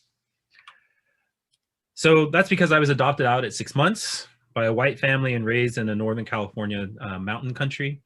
I was not raised in an indigenous community and only started a slow journey back when I went to university. I don't speak for either Hawaiians or Samoans, nor for any other indigenous community. What I do speak for and what I take responsibility for is the work that I've done over the last couple decades, collaborating with various indigenous communities in North America and in Hawaii, exploring the intersection of computational technology and indigeneity. So also, I think it's important to note that I use the term indigenous as a form of connective tissue rather than as a descriptive skin, in an attempt to appreciate and be in dialogue with the hyperdense textures of our shared points of contact while respecting our rich and productive differences. My particular perspective is enjoyed watching, and now we're American Art Museum, you would be just shy of 1 million works of art. There is no doubt that 1 million is a big number. Big things interest me. I would say people in general have a tendency to be interested by big things. The biggest store, the biggest pumpkin, the biggest planet, the biggest galaxy. There are numerous roadside attractions that people like to visit just because they feature objects that are bigger than they usually are. But it isn't just big things in a vacuum that interest people, but also the way different sized things relate to each other in an ever-increasing scale. The very first notable video I know of that deals with this idea is the 1977 short film Powers of 10. The final version of the film is a work by famed designers Charles and Ray Eames. The film zooms in and out through the scales of the universe by, you guessed it, powers of 10. Since then, there have been numerous forms of visual media that play with this idea. Believe me, scale is something worthy of your contemplation. If you look into a dense patch of grass, really stare into it, you'll notice an entirely other world from the one you occupy.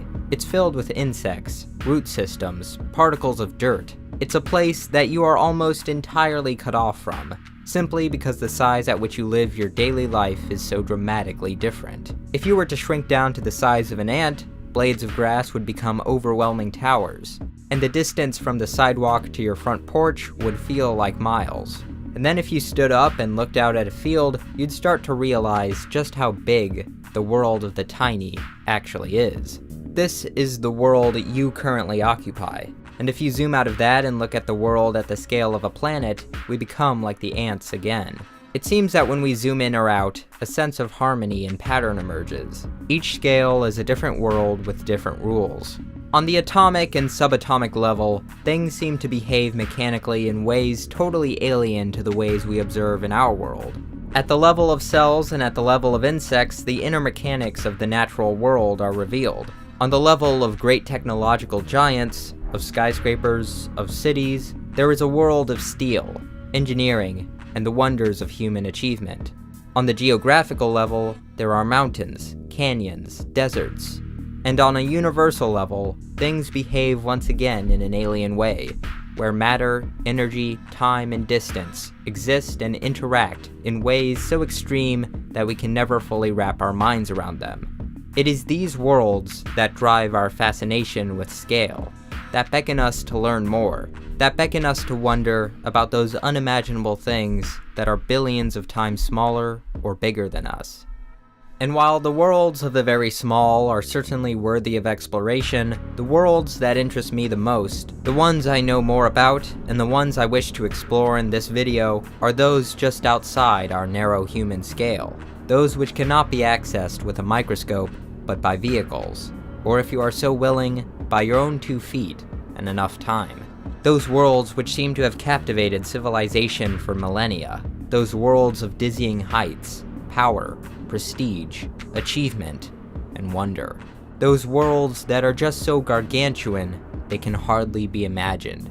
Take a journey with me through the unfathomable.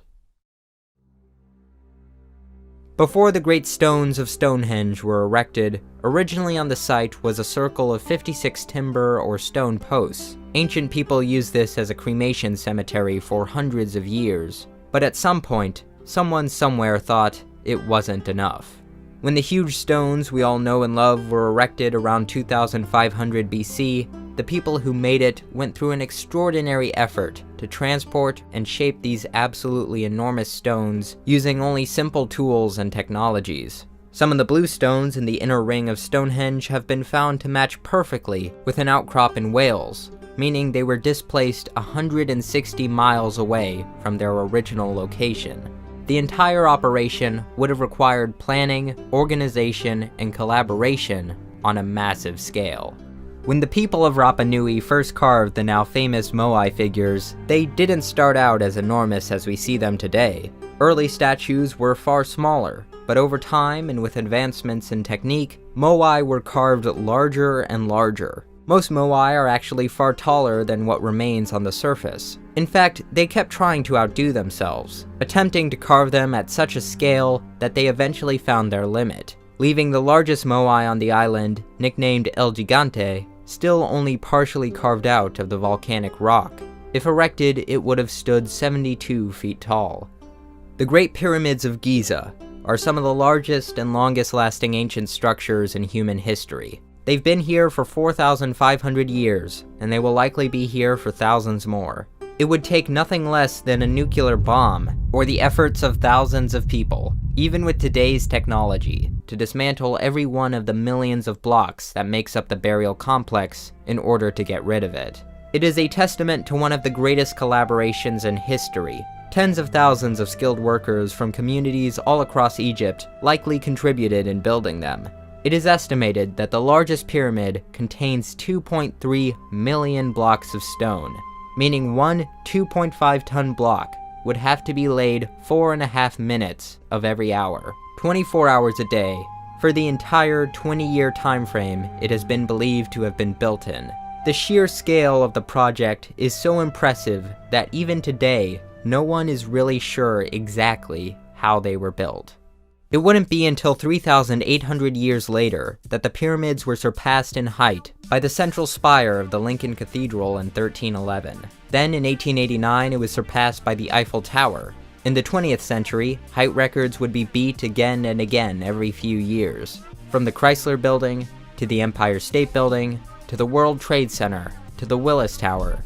And then, in the early 21st century, they were all blown out of the water by the $1.5 billion Burj Khalifa in Dubai, whose title of being the world's tallest building is not just an architectural achievement, but a landmark that's been credited with putting Dubai on the map and bringing in nearly 20 million visitors to the city each year. However, if completed, it will be overtaken by the Jeddah Tower, the first kilometer-tall building in the world. For now, it's only a quarter finished. Construction began in 2013 but was halted in 2018, when its major backers found themselves caught up in the country's anti-corruption purges. The Dubai Creek Tower, when completed, is said to be 1,000 to 1,350 meters high. It's not exactly a full skyscraper, as it will only have 20 floors. This is also a bit of an issue with the Burj Khalifa, which has 800 feet of non-occupiable space, roughly 29% of the building's height. Regardless, the Creek Tower is still intended to be a landmark that may surpass the Jeddah Tower and put Dubai back on the map as the city with the tallest structure, if they ever get past the foundation. In 1956, Frank Lloyd Wright, no stranger to ambitious projects, proposed a 528-story skyscraper he called the Illinois. According to his proposal, it would be over a mile tall and would have had enough room for 100,000 people, 15,000 cars, and 100 helicopters. The building would have been constructed using the technologies available at the time: reinforced concrete, steel, a tripod design, and a taproot structural system, which sank a central concrete mass deep into the ground and cantilevered floors from the mast. He even alluded to the elevators being atomically powered. The Illinois would have been a symbol of power and luxury, aiming to consolidate all the scattered government offices around Chicago at the time. However, with no client, no confirmed site, and considering its outlandish scale, it was never built. Alright, that should be it, right? I mean, a mile is pretty tall. I don't really see what more height would add to. The Shimizu Megacity Pyramid is a theoretical project that, if built by the also very theoretical completion date of 2110, would be the largest man-made structure on Earth. It's not so much a building, but a structure that houses other buildings. It would sit in Tokyo Bay and have a footprint of 3 square miles. Its height would rise far beyond a mile, and it would be able to house 1 million people. The Dubai City Tower is a 2009 proposal for a 7,900-foot building, making it almost 3 times the height of the Burj Khalifa and almost 7 times taller than the Empire State Building. The main elevator would be replaced by a vertical bullet train. The Exceed 4000 is a 2.5-mile-high conceptual skyscraper with a 3.7-mile-wide ocean base with a proposed capacity of 500,000 to 1 million inhabitants. The entire thing would use 3 million tons of steel. It was designed in 1995 with available materials in mind, meaning it could, in principle, be built today with a check of about a few $100 billion. Alright, that should do it, I think. The Tokyo Tower of Babel is a 6-mile-high building that, if ever built, is estimated to house 30 million people and take 100 to 150 years to complete. The cost would be in the trillions. It is the tallest building ever envisioned.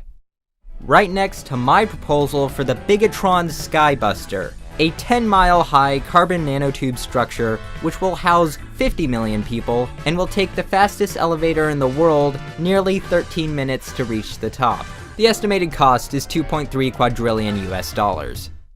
As I list these off, does it seem to anyone that these plans are getting a little bit ridiculous? This isn't anything new. Architects have proposed plenty of supersized, downright megalomaniacal structures before, and they are fun little excursions into the realm of dreaming about what human beings may be capable of if they ever want to build a ridiculously big building. But in reality, most of these proposals are expensive and impractical. Many of them are not meant to be taken seriously. For issues like housing, simply putting up bigger buildings is unlikely to single-handedly solve such problems. But buildings will get taller, and by extension, wider.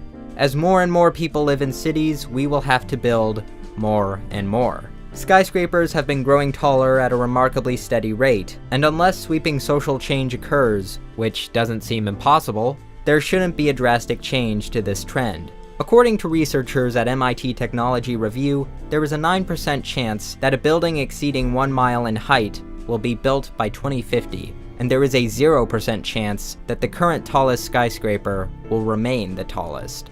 Clearly, building larger and taller buildings has been on people's minds in the last 100 years, especially in Tokyo and Dubai. While skyscrapers often have a practical purpose in their design, allowing for a more efficient use of space by moving up instead of out, as I just showed, many envisioned projects, hell, even some of the tallest real buildings today, are not 100% practical.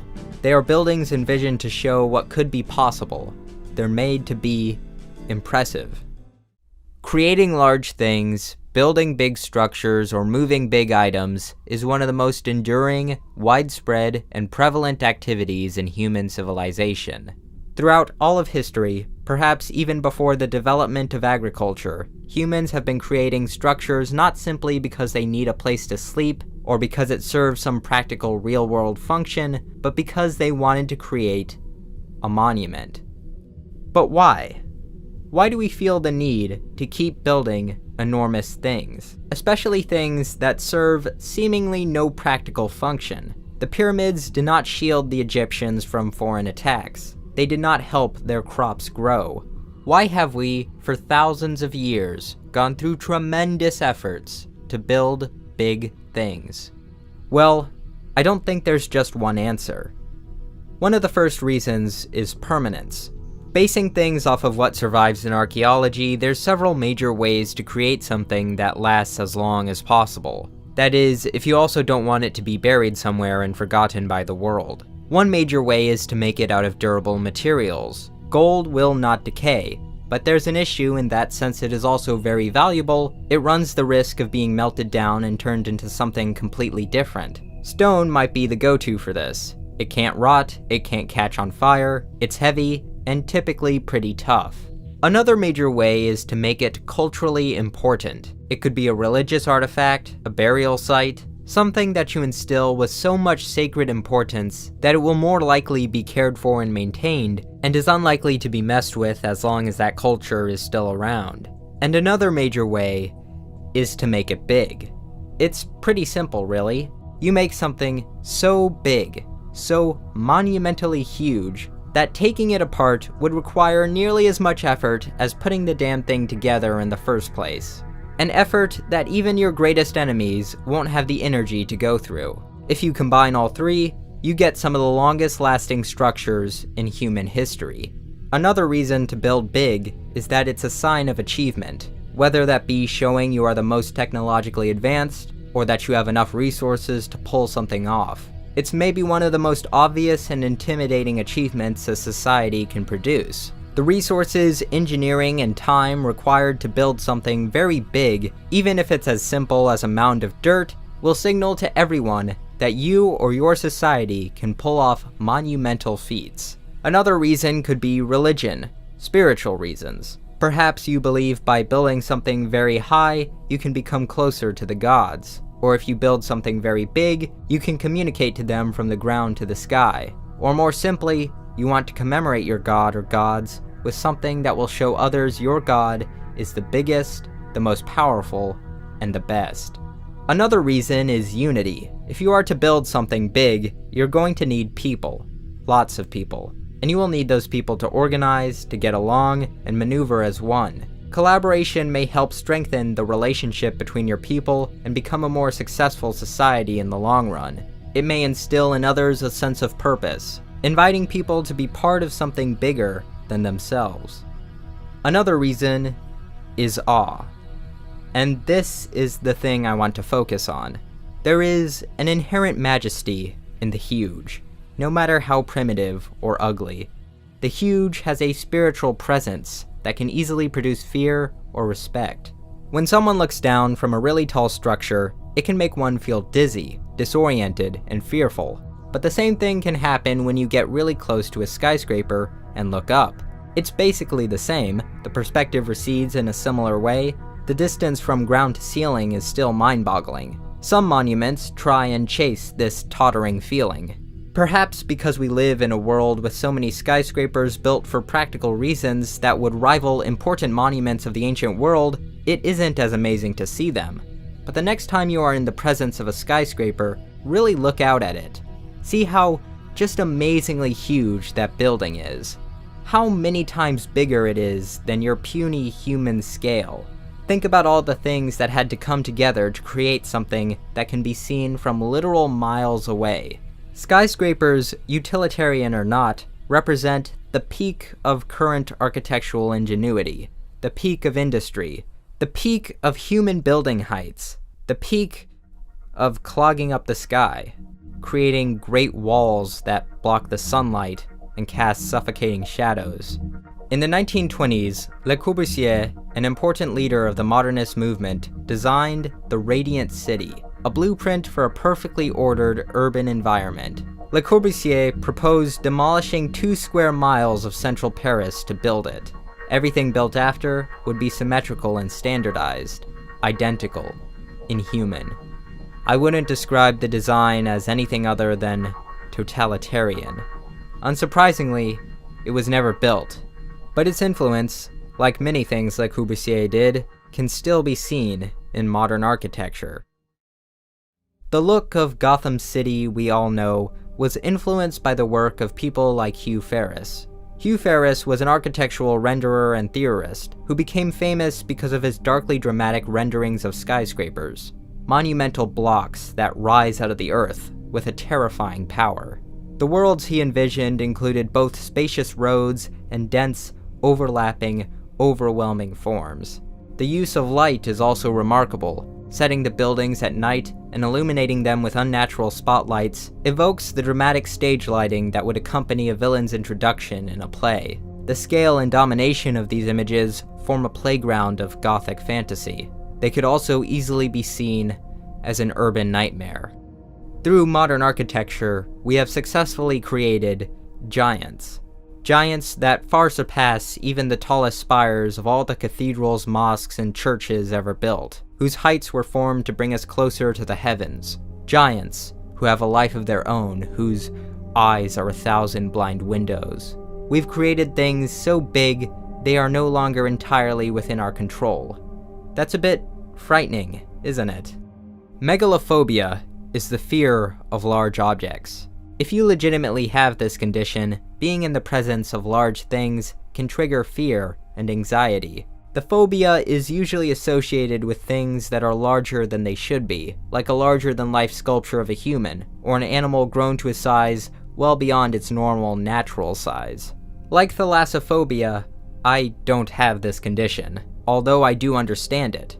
Although a phobia is irrational, a little bit of fear around big things is perfectly rational. A giant creature or a huge unstable structure could easily kill you. But also like the ocean, while I have a little bit of fear whenever I encounter big things, I also have within me feelings of fascination, curiosity, and respect.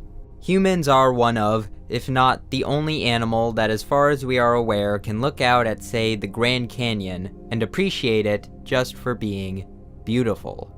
We can take time out of our cycles of eating, sleeping, and working to just look out at something, to contemplate it.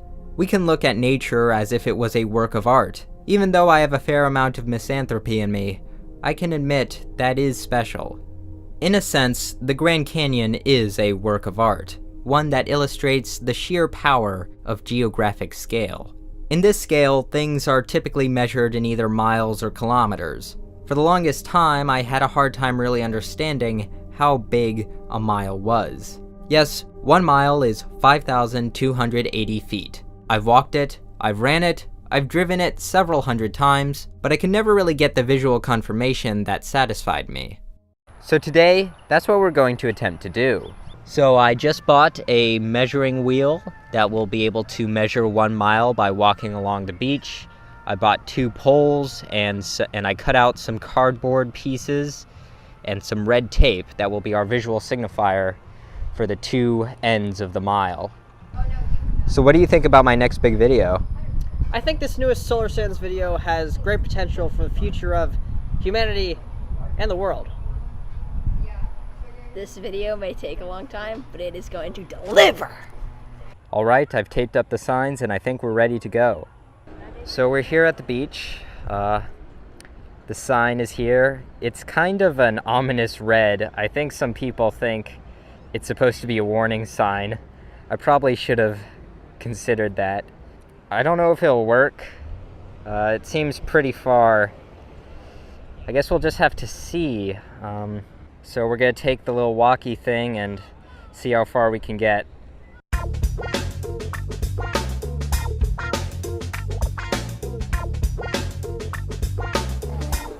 Okay, so we're at 2,826 feet. We've been going for a long time and it's...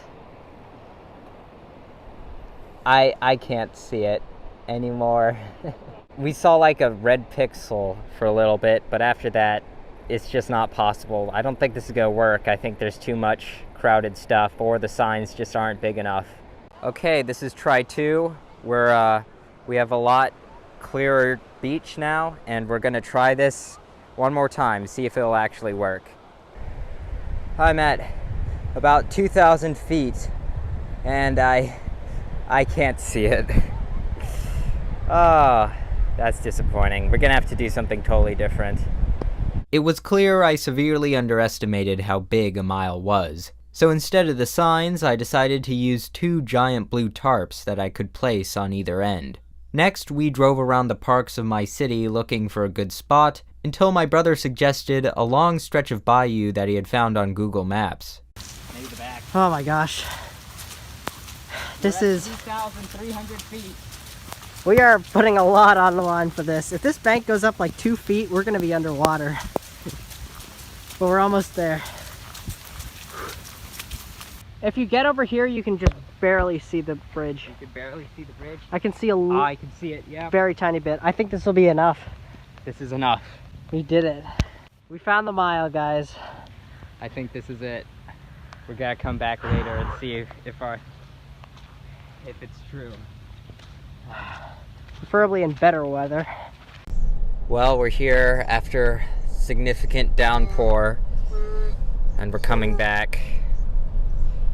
Oh boy, this is a lot more work than I thought it was going to be. A few days later, I started prepping one of the tarps. At this point, I realized that there were probably much easier ways to visualize a mile, but I was dead set on making this specific idea work. Behold, our sail in the wind.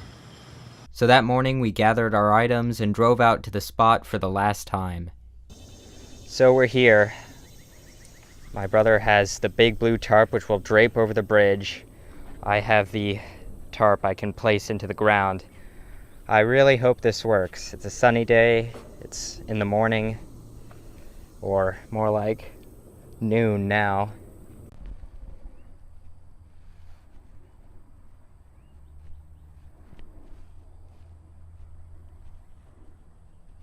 All right, so we got the tarp all set up on the bridge. Okay, we're at 0. Here we go. I'm at around 2,000 feet, and I can still see the blue tarp, so that's a pretty good sign. I'm almost halfway there. Okay, it might be hard to see right now, but it says 5,250 feet. So, here we go. We're crossing over through some weeds, 5,272. And here we go. 5,280 feet. And I can see it. Oh, I can see a tiny blue pixel out in the distance. There it is. There's the bridge with the tarp. That is 1 mile. All right, so Solar has just called me saying that he has the second tarp up, and I think I can just about see it. I don't know if that'll come up on camera, but there's a tiny blue thing about the size of a postage stamp way out there. And he says he can see this, so that's a mile, I guess. All right, now I can definitely see it. It's that blue thing. While these bluish-gray specks may be unconvincing because of the camera quality, I can assure you when I viewed my brother's tarp in person, the bright blue could clearly be seen. Both tarps are roughly the same size, so my brother's view would have been about the same. I guess the lesson in all of this would be, a mile is a lot longer than you think. Okay, it's official. I just called my brother, he can see the tarp, and I can see his. There it is. I'm holding it up because it's way too unstable, but there it is. 1 mile to 1 mile. What we just did took a bit of work. In fact, if I was a little bit more pretentious, I would call these 2 tarps my work of art. Solar Sand's 1 mile conceptual sculpture. But there's works of art out there that are far longer than a mile. What is the biggest work of art? In order to answer this question, a few caveats have to be established. If we define art as anything people have made, then the largest work of art could easily be a city or the Great Pyramids of Giza. No, what I want to focus on for now is what people traditionally think of as a work of art. Something made with no other particular purpose than to evoke an emotional reaction. The kind of thing that could be hung in a museum, or could be constructed by people who say, we intend to make a work of art and call it a work of art when it is finished. Even if we narrow this definition down, we're still left with plenty of candidates. The largest paintings in art history vary dramatically in theme. From Monet's Water Lily series, to The Birth of Venus, to The Night Watch. The largest painting in the Louvre is Paolo Veronese's The Wedding at Cana, a 22-foot by 32-foot Renaissance-era canvas. There is a certain point when you scale up a canvas that the painting no longer becomes a window into a scene, but is instead allowed to envelop the viewer. Landscape artists used this to their advantage for a while, and for the abstract expressionists, huge canvases was one of the few unifying elements of their movement. Large canvases allowed viewers to become surrounded by their expression, and allowed them to take in the work bit by bit. In 2020, British artist Sasha Jaffrey created the world's largest painting, The Journey of Humanity, a 17,000 square foot canvas painted with splashes of color and dripping, as well as incorporating images children around the world had submitted online. The work took 7 months to complete in the ballroom of a luxury hotel in Dubai, and is set to be projected onto the Burj Khalifa. I don't think I need to tell you why that building is significant. Then there are paintings that depict monumental subjects, the rise and fall of civilizations, famous scenes from history, landscapes and architecture. Etienne Louis Bouet is one of the most visionary and influential architects whose grand designs were never built. His neoclassical visions of libraries, cenotaphs, and operas are pure architectural imagination gone wild. Ceilings rise to dizzying heights, forests of columns stretch on and on, people become insignificant ants. The cenotaph for Isaac Newton is a grand sphere that would have been the tallest building in the world at the time. The inside would be hollow, allowing for holes to be poked through that simulated stars. The space would be so big and encapsulating that it would have essentially felt like the entire night sky was above you. These projects are grandiose and grotesquely impractical. So huge, they seem more fit for titans than people. They are monuments of expression to the love of scale. They are utopian visions of architecture without limits. They are dream worlds that could be explored and experienced endlessly. Such architecture can also be seen in the work of English Romantic painter John Martin. John Martin's works have an incredible, apocalyptic sense of scale. He was often a painter of historical and religious themes, grand biblical events, as well as historical cataclysms. You can look into these pictures forever, as it seems like the entire Earth, hell, even a planet bigger than Earth, is collapsing around you. Violent storms take up most of the scenes as tiny figures clamber for survival. He also made engravings and mezzotints. In Satan Presiding at the Infernal Council, Satan sits on a blocky throne on top of an enormous sphere, as the sheer distance of the space is hinted at by glints of columns and chandeliers. One of my favorite paintings of his is Belshazzar's Feast, a scene of the biblical story where the king Belshazzar sees the writing of God on the wall of his palace. This open-air palace is imaginatively exaggerated in scale. Look at the back of it, how those hundreds of columns seem to stretch for infinity. Think about how lost you could get in such a place. Above, you can see the faint shapes of two monstrosities of buildings, a ziggurat on the right and the Tower of Babel on the left. The work was very successful at exhibitions and helped inspire many other grand scenes. In one of his later paintings, Pandemonium, John Martin renders the long neoclassical capital of hell in all its twisted glory, as the landscape churns with fiery death. Such a structure cannot even fit on the canvas and extends into the darkness of an everlasting hell. The Nazis were fond of monumental architecture too. Hitler's plans for Berlin's redevelopment were begun by Albert Speer in 1936. According to the plans, in the middle of the city there would be a long and wide avenue, flanked with military equipment, crossed by a triumphal arch, with building compositions of massive proportions on either side. Broad swaths of the original city would have been razed, including historical buildings. All of this architecture ended at the footsteps of the massive Volkshalle, a play on the ancient Roman Pantheon. The dome would have been 16 times higher than the Dome of St. Peter's, and would have been able to hold up to 180,000 people. It is said that the dome would be so big inside that when it was packed with chanting Nazis, their breath would have caused condensation to form on the underside of the dome. This could have even formed clouds that allowed rain to fall on the crowds below. If you feel seduced by its size, even impressed, despite their ideology, that was certainly their goal. The Great Hall would have been a monument to German supremacy, a building born of Hitler and Albert Speer's insane ambitions. a symbol of overwhelming power and domination. Sometimes, evil is glorious. The scale of architecture can easily make us feel small. While buildings are designed in relation to the human scale, oftentimes their sheer size can make us forget that. But what about the scale of the human body itself? There's a lot of jokes about men's height, how short men are called manlets, how they will never achieve female companionship. The Napoleon complex is a popular belief that short men tend to compensate for their lack of height through aggressive and domineering behavior.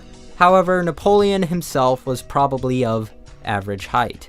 According to French sources, Napoleon was just an inch or so below the average height for the period, coming in at 5 feet 5 inches. The myth of his shortness was likely popularized by propaganda, namely caricatures depicting Napoleon as a short, raving man. But how important is height really? According to several studies done within the past few years, in general, both taller men and women are considered to be more dominant, healthy, intelligent, are more likely to be chosen for competitive jobs, and earn more money. It also seems that indeed women care more about height than men. In one US study, 13.5% of men only wanted to date women shorter than they are. 49% of women only wanted to date men taller than they are. A second part of the study found results that were similar. Taller people even seem to be happier. According to a daily US poll, tall people evaluate their lives more favorably, and are more likely to report a range of positive emotions, such as enjoyment and happiness. The optimistic person may say that height doesn't actually matter that much. There's plenty of fish in the sea that don't care about superficial things like that. And maybe that's true, but if you're short and planning on running for president, you might want to reconsider.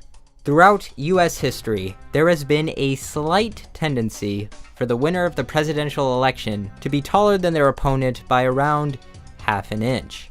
Furthermore, it has been 125 years since we elected a president who was shorter than the national average of the American male at the time. Still, there are some downsides to height. Taller people are likely to be more clumsy, will have more distance to fall if they lose their balance, and are more prone to injury. Because a larger body will burn more energy, buildup of toxic byproducts can contribute to more wear and tear. But that doesn't change the fact that the public perception seems to be biased towards people of higher stature. It seems that when it comes to judging people by height, we are a lot more shallow than we may believe. When we make statues of important people, often they are larger than perfectly life-size. To be big is to be powerful, influential. 3 of the top 5 biggest statues in the world are of Buddhas, and all 5 have been completed within the last 30 years. The tallest, the Statue of Unity, depicts Sardar Vallabhbhai Patel, who served as Deputy Prime Minister and Home Minister of India during the first 3 years of Indian independence. The statue was completed in 2018 and stands 597 feet tall. A detailed 3D scan of the largest initial version of the statue was used to create the 6,500 bronze plates that make up the outer shell. The statue is so big, it can be seen from over 4 miles in any direction, and even just its toes tower over the average person. Since it was commissioned, it has been heavily criticized for being a waste of taxpayer money. However, considering all the engineering steps taken to make it impervious to winds up to 110 miles per hour, and earthquakes measuring 6.5 on the Richter scale, as well as the immense effort someone would have to go through to dismantle it safely, there is little chance it will be gone anytime soon. Whether people like it or not, by consequence of its sheer size, it is here to stay. Monumentality has surprisingly become even more prominent in contemporary art. In fact, the largest works of art ever are likely to be completed in our lifetimes. In land and environmental art, the opportunities for large works of art are even greater. Christo and Jean-Claude were masters of monumental environment art. Christo started with wrapping small objects like cans and cars, but in short time, the scale would drastically increase. Oil barrels and fabric would become important mediums. One of the duo's first works of art, The Iron Curtain, was a wall of 89 oil barrels stacked nearly 14 feet high, a work that closed off a narrow Paris street for several hours. The barrier was made to protest the Berlin Wall, which had just been built a year earlier. Throughout the late 60s, the duo would wrap buildings like museums in thousands of square feet of fabric. This practice turned their attention to shaping and changing the environment around them through extensive planning and logistical feats. Wrapped Coast is the beginning of their truly huge environmental works. The work used 1 million square feet of fabric, 35 miles of rope, and 25,000 fasteners to wrap a 1.5-mile-long section of the Australian coastline. The work transformed the coast in a fundamental way, removing color and texture, removing the familiarity of a familiar natural setting, turning a real coastline into bare shape and form. Much like a bare 3D model, it remained wrapped for 10 weeks. This use of fabric would continue with Valley Curtain, a 200,000 square foot orange nylon fabric curtain hung between two Colorado mountain slopes. It was removed only 28 hours after its completion, but if you were lucky enough to have seen it, you may have thought you were hallucinating, as this huge, undulating orange crescent highlighted the landscape. Their works, it seemed, would only get bigger.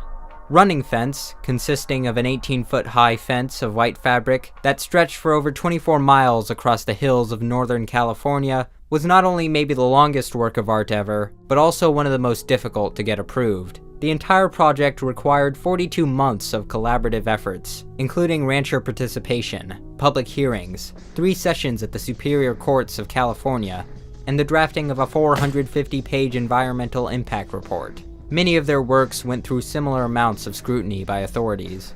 The work was a seemingly endless contour of the hills of the Sonoma and Marin counties, a ribbon of light that would have been visible for miles for the 2 weeks it was allowed to stay up. The fence began near Highway 101 and ended in the Pacific Ocean. The fabric works would continue, wrapping walls, wrapping coves, wrapping trees, surrounding islands. In the gates, a series of 7,503 saffron-colored fabric gates were installed in New York Central Park, weaving between the trees like a golden river. Jean-Claude died in 2009. Cristo would continue the art under the duo's name, with works like floating piers in Italy, a huge dock of yellow fabric carried by a system of 220,000 high-density polyethylene cubes. The oil barrels would eventually return. The London mastaba was a temporary sculpture in Hyde Park, comprised of 7,506 stacked oil barrels on a floating platform. The sculpture weighed 660 tons, and its footprint covered approximately 1%